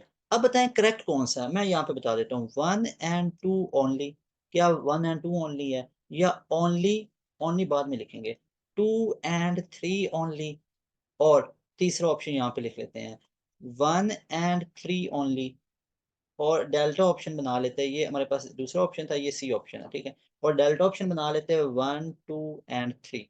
तो बताएं जरा कौन सा ठीक होगा। अब कंडीशन देखते हैं, नहीं समझ आ रही कोई बात नहीं है। Null set is subset of every set, बिल्कुल ठीक है जी, नल सेट तो होता ही सबका सबसेट है। यानी ये एम्प्टी सेट जो होता है ना, एम्प्टी सेट, ये आप लोगों ने याद रखना है, ये हर एक का सबसेट होता है। बिल्कुल ये बात भी क्लियर हो गया कि empty set is subset of every set, कोई भी ए हो सकता है, ठीक है, इक्वल भी हो सकते हैं, दोनों नल सेट है, ठीक है। अच्छा, अब दूसरी कंडीशन क्या है कि every set is subset of A itself, बिल्कुल ठीक है, ये कंडीशन भी हमारी 100% ठीक होती है। अब तीसरे नंबर पे कह रहा है if a set has 10 element, power set. अब हमें पता है नंबर ऑफ पावर कैसे निकालते हैं, p इंटू ए अगर हम लोगों ने निकालने हैं तो वो 2 इंटू एन होते हैं ना, तो 2 इंटू 10 कर दें, तो इसको करते जाएं 2 इंटू 2 4 8, ये 1632 करते जाएंगे, 1024 बनता है, बिल्कुल बनता है। तो इसका तो मतलब ये हुआ कि तीनों की तीनों कंडीशंस बिल्कुल ठीक है, so that is why delta option ठीक होगा। अब हम चलते हैं क्वेश्चन नंबर 6 की तरफ। आई होप ये वाला आपको बिल्कुल क्लियर हो चुका है। अच्छा, अब थोड़ा सा ना कॉम्प्लिकेटेड करते हैं, अब 2 3 इजी हो चुके हैं, अब थोड़ा सा लेवल और ऊपर लेके जाते हैं। ये हमारे पास क्वेश्चन नंबर 5 था, अब हम करते हैं क्वेश्चन नंबर 6। चलिए, अब क्वेश्चन नंबर 6, अभी हमने थ्योरेटिकल ज्यादा देखे, मेरा दिल है अभी थ्योरेटिकल एक और हो जाए या कैलकुलेशन वाले हो जाए। कैलकुलेशन वाले देख लेते हैं, चलें जी। कैलकुलेशन वाले यहाँ पे हम लोग देखते हैं। अब कैलकुलेशन वाले में देख लेते हैं कि हमारे पास फॉर एग्जांपल लेट कर लेते हैं कि आर बी आ रिलेशन, ये हमारे पास एक रिलेशन आ रहा है, और इसको हम डिफाइन कैसे करने जा रहे हैं। इसको जनाब हम डिफाइन करेंगे एज एक्स और वाई। कब करेंगे, if and only if, if and only if जब हमारे पास आगे होगा 2x plus 3y equal to 20, कि हमारा ये आर रिलेशन तभी डिफाइन होगा जब हमारे पास ये एग्जिस्ट करेगा इस इक्वेशन में। अब हमसे वो कंडीशन में पूछ रहा है कि कंडीशन में बल्कि मैं बता रहा है कि एक्स और वाई ये बिलोंग कर रहे हैं नेचुरल नंबर से, ठीक है। अब हमसे पूछ क्या रहा है, वो हमसे पूछ रहा है कि एलिमेंट्स कितने होंगे इस एक्स वाई फॉर्म के, अगर हम in term of relation R बात कर रहे हैं। यानी हमसे पूछ रहा है how many terms, how many terms किसके अंदर, ऑफ द फॉर्म, किस फॉर्म के, एक्स वाई फॉर्म के, किसके अंदर, इन रिलेशन आर। क्वेश्चन नहीं समझ आया, दोबारा समझाता हूँ, क्लियर हो जाएगा। ऑप्शन देख लें, 2 3 4 या इसके 6 होंगे, जरा करके देखते हैं, तभी आपको ज्यादा क्लियर होगा। थोड़ा सा कॉम्प्लिकेटेड है लेकिन बहुत इजी होने वाला है, ऐसे समझाऊंगा इंशाल्लाह प्रॉब्लम नहीं बनेगी। अब वो कह रहा है कि let R be a relation, मान लिया कि आर एक रिलेशन है, कहाँ से कहाँ तक है, जहां से भी जा रहा है, हमें कोई से कंसर्न नहीं है, लेकिन हमें कंसर्न है इस इक्वेशन के साथ कि इस इक्वेशन के लिए ये आर रिलेशन डिफाइन आ रहा है, आर रिलेशन डिफाइन आ रहा है for the function 2x plus 3y that is equal to 20, linear function के लिए रिलेशन आर डिफाइन है फंक्शन के लिए, और वेयर एक्स वाई बिलोंग कर रहे हैं नेचुरल नंबर से, सारे नेचुरल नंबर पुट करेंगे। ये अब हाईलाइट कर रहा हूं, आप लोगों ने याद रखना है, all number should must be natural, सारे नंबर जो हम लेंगे वो नेचुरल होने चाहिए भाई, बस ये आप लोगों ने याद रखना है। चलिए हम स्टार्ट कर लेते हैं। फॉर एग्जांपल यहाँ पे मैं स्टार्ट करता हूँ, हमारे पास इक्वेशन क्या लिखी हुई है, इक्वेशन यहाँ पे आप लोग देख लें, that is 2x plus 3y equal to 20, ये हमारे पास लिखा हुआ है। अगर हम यहाँ पे फॉर एग्जांपल 1 से स्टार्ट करते हैं, बेसिक से स्टार्ट करते हैं, नेचुरल नंबर 1 से स्टार्ट होते हैं। अगर यहाँ पे x इक्वल टू मैंने 1 पुट किया तो y देखें कितना आ जाएगा, 1 पुट किया, ऐसे ही तो y हमारे पास 6 आ जाएगा, देख लेते हैं। तो 1 पुट किया 2 आ गया, उधर जाके -18, तो 6 बिल्कुल ठीक है। अच्छा, अब यहाँ पे देखें, क्या ये नेचुरल नंबर आ रहे हैं, बिल्कुल ठीक है, ये x और y बिलोंग कर रहे हैं नेचुरल से, बिल्कुल कंडीशन सेटिस्फाई है। अब मैं x इक्वल टू 2 पुट करता हूँ तो y कितना आ जाएगा, ये 16/3 आ जाएगा, that doesn't belong to natural number, ये नेचुरल नंबर से बिलोंग ही नहीं करता। अब मैं x इक्वल टू 3 पुट करूंगा, ठीक है, x इक्वल टू 3 पुट किया तो y कितना आ जाएगा, y आ जाएगा 14/3, बिल्कुल ठीक है, ये भी नेचुरल नंबर से बिलोंग नहीं करता है। अब मैं x इक्वल टू 4 पुट करूंगा तो y कितना आ जाएगा 4, और ये y भी हमारे पास आ जाएगा 4, बिल्कुल ठीक है, और ये बिलोंग कर रहा है, x और y दोनों बिलोंग कर रहे हैं नेचुरल नंबर से, बिल्कुल ठीक हो गया। इसी तरह जब मैं x इक्वल टू 5 पुट करूंगा तो y हमारे पास आ जाएगा 16/3, नेचुरल नंबर नहीं है। इसके बाद अगर मैं x इक्वल टू पुट करूंगा यहाँ पे 6 6 पुट किया तो y हमारे पास आ गया 8/3, 8/3 आता है, 8/3 आ रहा है, तो ये भी हमारे पास नेचुरल नंबर नहीं है। तो यहाँ पे देखेंगे ये भी बिलोंग नहीं करता नेचुरल नंबर से, ये भी बिलोंग नहीं करता नेचुरल नंबर से। इसी तरह फॉर एग्जांपल आगे चलते जाते हैं, अगर यहाँ पे अब मैं पुट कर लेता हूँ x equal to 7, x equal to 7 किया तो y इक्वल टू 7, ये हमारे पास y इक्वल टू 2 आ गया, और ये बिलोंग कर रहा है नेचुरल नंबर से। इसी तरह x इक्वल टू 8 पे भी y नेचुरल नंबर से बिलोंग नहीं करेगा। x इक्वल टू 9 और अगर पुट करेंगे वहां पे भी y नेचुरल नंबर से बिलोंग नहीं करेगा। What about x equal to 10, that is very interesting. x equal to 10 तो y का वैल्यू आएगा 0, कैसे, x equal to 10, 10 two 20 minus 20, 0, 0.3 that will be 0, 0 upon something that is going to be 0 ना, and 3 upon 0 that is going to be infinity, ऐसे ही है। तो 0 आया कि नहीं आया, अब ये देखें ये कंडीशन बड़ी इंटरेस्टिंग है, तो अब यहाँ तक रहेंगे। इसका मतलब ये है कि हमारे पास जितने भी ये रिलेशन की फॉर्म्स आ रही हैं, कौन कौन सी आ रही हैं, पहली हमारे पास आई 1 6, हाईलाइट कर रहा हूँ, ये देखें पहली आई 1 6, बिल्कुल ठीक है, दूसरी पे ये भी नहीं एग्जिस्ट किया, ये भी नहीं किया, फिर आया 4 4 आ गया, बिल्कुल ठीक आ गया। तो यहाँ पे पहले क्या आया 1 6 आया, फिर कौन सा आया, फिर 4 4 आ गया, ठीक है, इसको भी लिख लिया हम लोगों ने, 4 4 आ गया। इसके बाद किस पे आ गया, इसके बाद 7 2 पे आया, बिल्कुल ठीक है, 7 2 पे भी तो आया ना, ये आप लोग देख सकते हैं। इसके बाद इधर भी नहीं आया, इधर भी, इधर तो 0 आ गया, तो 3 फॉर्म बन सकती हैं। सो दैट इज वाई जो हमारे पास राइट ऑप्शन होगा that will B beta option, beta option is right option. जल्दी से बताएं ये वाला क्वेश्चन भी क्लियर हुआ या नहीं हुआ।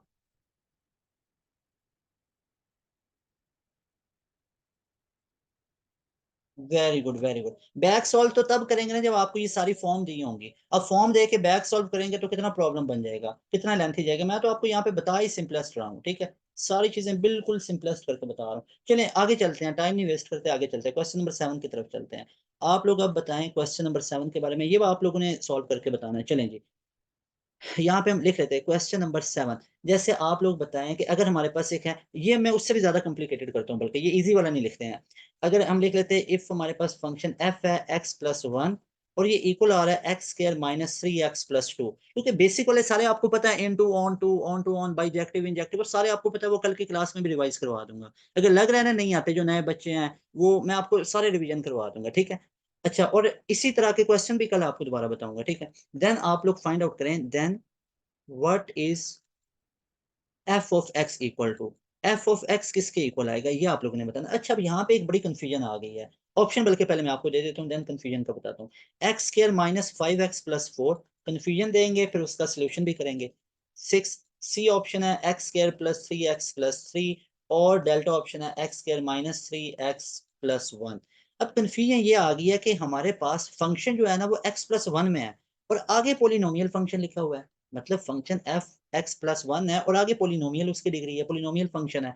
तो हम कुछ ऐसा करेंगे कि हमारा ये फंक्शन x+1 पे डिफाइन आ रहा है और उसकी वैल्यू x² - 3x+2 आ रही है। तो क्यों ना, अगर ऐसी कंडीशन आ जाए तो पोलिनोमियल को भी उसी टर्म में लिखते हैं। आई रिपीट, अगर फंक्शन आ रहा है ना f इंटू x+1 और आगे उसकी डिग्री आ रही है x²-3x+2, मतलब पोलिनोमियल फंक्शन आगे आ रहा है, तो आप लोगों ने क्या करना है, try to make that polynomial function as the parent function is. और पेरेंट फंक्शन कैसे आ रहा है, लीनियर में आ रहा है, तो अब लीनियर की तरह बनाएंगे, कोशिश करते हैं, चलो ट्राई करते हैं। जैसे फॉर एग्जांपल यहाँ पे भी इसका सोल्यूशन करवा, ट्राई क्या इंशाल्लाह करेंगे, इसको 100% करते हैं। कैसे, जरा यहाँ पे देखें, f × x+1 लिखा हुआ है, किसके इक्वल आ रहा है, इसको हम लिखेंगे x², x² आ रहा है, बिल्कुल ठीक है। आगे अब देखें, आगे हमारे पास क्या आ रहा है, -3x। मैं इसको दूर दूर करके क्यों लिख रहा हूँ, क्योंकि इसमें कुछ ऐड सब्ट्रैक्ट करने वाले हैं, बिल्कुल। अब इसका सोल्यूशन तो करेंगे ना। अब अगर मैं इसमें 2x+1 ये ऐड कर दूं तो मुझे 2x को माइनस भी करना पड़ेगा और -1 को भी माइनस करना पड़ेगा, जाहिर सी भाई बात है ना। 2x को ऐड किया यहाँ पे सब्ट्रैक्ट किया, 1 को ऐड किया 1 को सब्ट्रैक्ट किया, बिल्कुल ठीक है। तो ये सारी चीजें तो एज इट इज चलती जाएंगी ना, मैथ का रूल है। अब देखें यहाँ पे 2x+1 ऐड हुआ मैंने 2 को इधर सब्ट्रैक्ट भी कर लिया 2x को, और 1 को मैंने माइनस भी कर लिया, कोई फर्क नहीं पड़ा इक्वेशन पे। इससे मुझे फायदा क्या मिला, इससे अब ये हो गया x प्लस 1 का होल स्क्वायर। अब बिल्कुल यही हमारा टारगेट था कि फंक्शन डिफाइन आ रहा है linear function in term of polynomial function. अब हमने पोलिनोमियल फंक्शन को लीनियर की डिग्री में लेके आना है ना, ये ट्रिक मैंने आपको बताया जब भी ऐसा हो जाए। और यही सेम केस आप अप्लाई कर सकते हैं डेरिवेटिव पे, इंटीग्रेशन पे, सबके ऊपर ये लगता है, लेकिन वो बाद में देखेंगे। तो यहाँ पे ये हमारे पास इसके टर्म में बन गया, बिल्कुल ठीक है। आगे क्या बनेगा, ये बनेगा -5x -5 + 1 + 5 बन गया, ऐसे ही है ये वाला।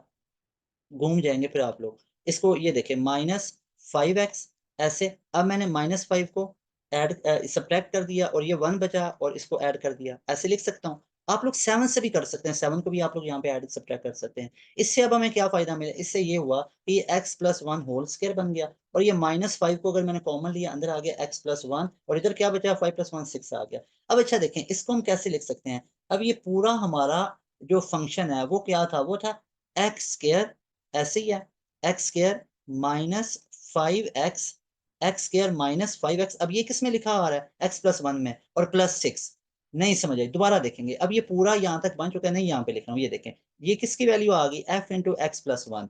इस पूरे की वैल्यू आ गई भाई। अगर ये f इंटू एक्स प्लस 1 है, अगर मैं यहाँ पे f इंटू एक्स कर देता हूँ, अब तो समझ आ गई ना, f इंटू एक्स कर दिया तो यहाँ पे ये हो जाएगा x स्क्वायर 1 को खत्म कर दें, और यहाँ पे -5x और आगे 6 आ गया। देखिए ये कहाँ पे ऑप्शन आ रहा है, ये तो बीटा ऑप्शन आ रहा है। Beta option x square -5x plus c है, so that is why that option is right option.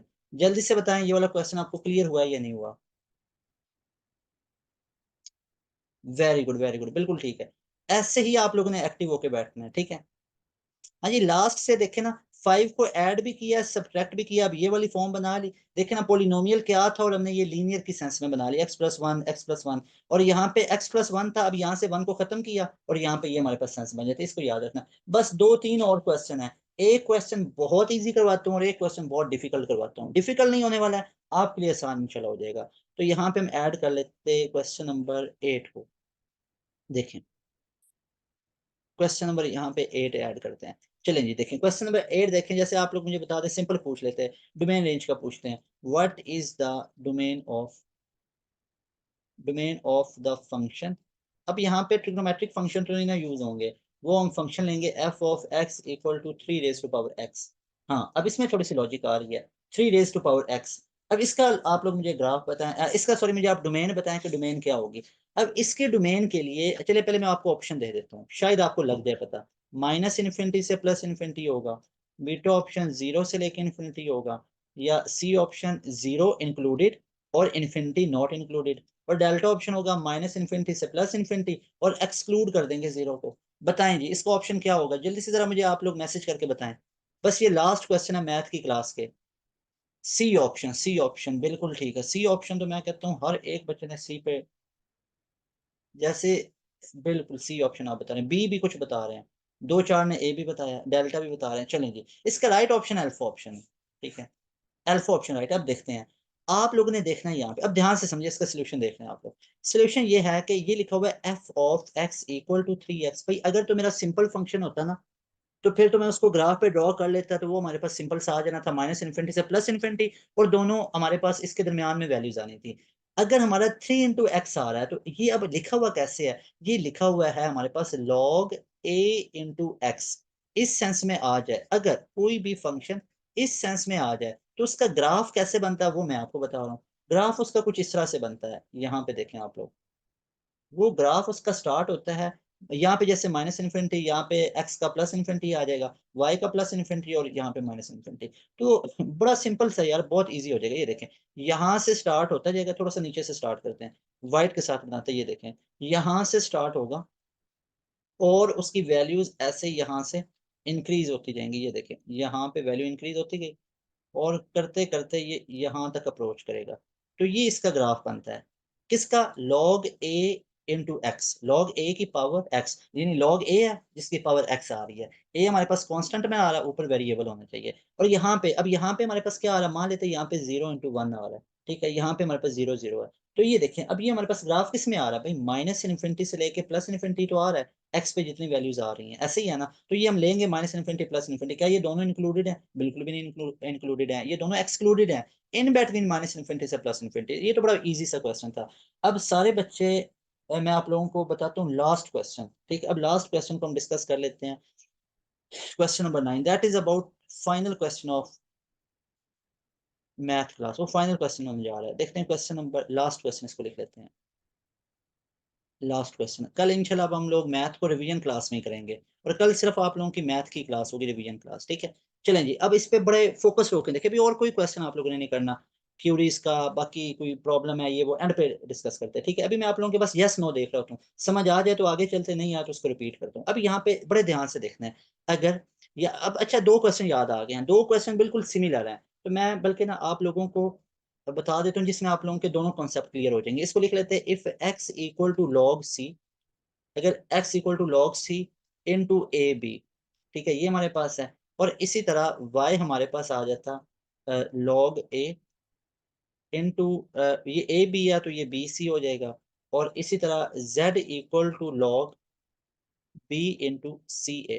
अच्छा, इंशाल्लाह एनईटी ई कैट में जितने क्वेश्चंस आएंगे ना, आप लोगों को गलत नहीं होगा अगर ये सारे लेक्चर सुन के जाएंगे तो, ठीक है। आप लोग बताएं अगर ये हो, then which is correct, then which is correct, मतलब which of the following will be correct option, पूरा एक ऐसे स्टेटमेंट बनी होगी, लेकिन मेन थीम ये होगा। ऑप्शन देख लें, यहाँ पे बता देता हूँ। अल्फा ऑप्शन है कि ये एक्स वाई जी जो है ये 1 के इक्वल होंगे, ठीक है जी। दूसरा ऑप्शन है कि भाई आप इनको ऐड करोगे ना, अगर इनको आप लोग ऐड करोगे, एडिशन होना चाहिए, तो ये 1 के इक्वल है। और तीसरा ऑप्शन है कि अगर हम लोग 1 प्लस एक्स का रेसिप्रोकल लेते और साथ में 1 प्लस वाई का रेसिप्रोकल लेते और साथ में फिर किसका लेंगे, 1 प्लस जी का रेसिप्रोकल, तो ये 1 के इक्वल आएगा। मतलब इन तीनों का रेसिप्रोकल ले लें, 1 में एक्स ऐड करें, 1 में वाई ऐड करें, ये हो जाएगा। अच्छा, ये नहीं समझ आया, डेल्टा ऑप्शन में वो कह रहा है कि भाई अगर ये भी आपको लग रहा है गलत हो सकता है, तो 1 प्लस एक्स की पावर 2 ले लें, रेसिप्रोकल करें, ऐड कर दें 1 प्लस वाई की पावर -2 में, और फिर इसी तरह जेड में कर दें, इसकी पावर -2 ले लें। कह रहा है कि ये 1 के इक्वल है, बता रहा है कि इनमें से बताएं जी कौन 1 के इक्वल होगा। अच्छा, अब हमें नहीं समझ आ रही कि हम लोग कैसे चेक करें, लेकिन उसने एक चीज बता दी कि ये 1 के इक्वल है, प्रोडक्ट एडिशन 1 के इक्वल है, रेसिप्रोकल 1 के इक्वल है, और उनका स्क्वायर का रेसिप्रोकल 1 के इक्वल है। मैं रिपीट कर देता हूँ, ऑप्शन बड़े इजी हैं। अब इस सेंस में देखें ना, पहला ऑप्शन आपको क्या बता रहा है, फर्स्ट ऑप्शन स्पीक्स के product is equal to 1, second option बता रहा है कि द सम विल बी 1, और थर्ड बता रहा है their reciprocal addition will be 1, और चौथा ऑप्शन बता रहा है कि उनके जो स्क्वायर का रेसिप्रोकल है ये हमारे पास 1 के इक्वल होगा, ठीक है। और साथ में एडिशन भी है, यहाँ पे एडिशन भी है, ठीक है, reciprocal of square sum is going to be 1। अब देखते हैं इनमें से कौन सा ठीक होगा। चले, अब मैं यहाँ पे पकड़ता हूँ पहले ऑप्शन को। पहला ऑप्शन देखते हैं, इसको अगर मैं फॉर एग्जांपल मल्टीप्लाई करता हूँ, तो यहाँ पे ये क्या लिखा हुआ है, ये हमारे पास लिखा हुआ है यहाँ पे, that is log c into a b और log a into b c. तो इसको मैं कैसे लिख लूंगा, अगर मैं इनको इक्वल पुट करता हूँ, मतलब इन दोनों का, तीनों का प्रोडक्ट 1 है, तो ये हमारे पास बनेगा यहाँ पे log a b upon log c, ठीक है। ये मल्टीप्लाई करेंगे किसके साथ, log b c upon log a, और ये मल्टीप्लाई करेंगे log c a upon log सी ए, और ये बी हो जाएगा, ठीक है। अब देखें क्या हमारे पास लॉ की कुछ ऐसी प्रॉपर्टी होती है कि जिसमें इन तीनों को मल्टीप्लाई करें और ये 1 के इक्वल आ जाए, कोई ऐसी प्रॉपर्टी नहीं होती, तो इसलिए ये वाला ऑप्शन हमारे पास गलत हो गया। अब हम चलते हैं सेकंड ऑप्शन की तरफ। अब सेकंड ऑप्शन हमें क्या बता रहा है, सेकंड ऑप्शन कह रहा है कि इनके एडिशन को 1 के इक्वल रखो, एडिशन को 1 के इक्वल। अच्छा, अब एडिशन को मैं 1 के इक्वल रखता हूँ, ये वाला चेक करें, ये तो मैंने बता दिया, यहाँ पे मैं हाईलाइट कर देता हूँ, ये मैंने पहले वाला बता दिया। अब मैं ये दूसरे वाला बताने लगा हूँ, इसको ये देखें। इसमें मैं क्या करूंगा, यहाँ पे log a B upon log c, अब मैं क्या करूंगा, ऐड करूंगा log b C upon log a, और इसी तरह log ए सी अपॉन, पीछे कौन सा बचेगा, log बी। क्या ये 1 के इक्वल होता है, बताएं, कभी आपने लॉ की ऐसी प्रॉपर्टी पढ़ी है जिसमें ये तीनों 1 के इक्वल होते हैं, कोई प्रॉपर्टी नहीं पड़ी भाई। ये दूसरे वाला ऑप्शन भी गलत हो गया। अब हम चलते हैं, यहाँ पे मैंने ये दूसरे वाला करवा दिया, अब मैं यहाँ पे नीचे थर्ड वाला करवाने लगा हूँ, ठीक है, ये सी ऑप्शन, यहाँ पे मैं लिख देता हूँ, ऑप्शन नंबर सी को मैं यहाँ पे एक्सप्लेन करने वाला हूँ। अब रेसिप्रोकल का सम, ये बता क्या रहा है, रेसिप्रोकल, इसको भाई ऐसे लिख सकते हैं ना, 1 अपॉन 1 प्लस एक्स लिख सकते हैं ना, तो इसी सेंस में अब लिखूंगा 1 अपॉन 1 प्लस, आगे क्या आ जाएगा, log A B upon log C, बिल्कुल ठीक है। सम करेंगे किसके साथ, 1 upon 1 plus log B C upon log A, बिल्कुल ठीक हो गया। फिर सम करेंगे 1 upon 1 plus log A C upon, एक बचेगा लॉग बी वाला, ये किया। अच्छा, अब यहाँ पे देखें नेक्स्ट स्टेप में क्या होगा, अब इसको जब हम इसका नीचे एलसीएम लेंगे, अब वो एलसीएम आपको क्लियर हो रहा है, लॉग सी बनेगा, बटे का बटा ऊपर चले जाएगा, वो मैं डायरेक्ट अब लिखने लगा हूं। ये देखें, लॉग सी, इधर से लॉग सी ऊपर गया ना, लॉग सी ऊपर चला गया, नीचे अब हमारे पास क्या बचा, नीचे दोनों वो हमारे पास मल्टीप्लाई होके लिखे जा रहे हैं, तो उसको मैं लिख सकता हूँ लॉग ए बी सी, बिल्कुल ठीक हो गया। प्लस में आ गया, ऊपर आ जाएगा इधर से लॉग ए, और नीचे आ जाएगा लॉग ए बी सी, और इधर से बचेगा लॉग बी, ऊपर आया देखे ना, इधर से ये लॉग बी ऊपर चला जाएगा यहाँ पे, ठीक है। और पीछे हमारे पास क्या बचेगा, पीछे हमारे पास बचेगा लॉग ए बी सी, ऐसे ही है। अब ये देखें, अब ये हमारे पास नीचे ये बच रहे हैं, अब इसको हम मिला के कैसे लिख सकते हैं। अब ऊपर भी हमारे पास सारा एडिशन में लिखा हुआ है, क्या एडिशन की प्रॉपर्टी होती है, बिल्कुल, हम लोगों ने तो मैट्रिक में पढ़ रखा है, लॉग सी है, लॉग ए है, लॉग बी है, भाई तीनों ऐड हो रहे हैं, तो इन तीनों को मिला के, इसको और इसको, इन तीनों को मिला के आप लोग कैसे लिख सकते हैं, आप लोग लिख सकते हैं लॉग ए बी सी, और नीचे भी लॉग ए बी सी, तो ये कैंसिल हुए, किसके इक्वल आ गया, 1 के। So that is why C option will be right option. To be very honest, बताएं ये क्वेश्चन आपको क्लियर हुआ है या नहीं हुआ, जल्दी से बताएं शाबाश।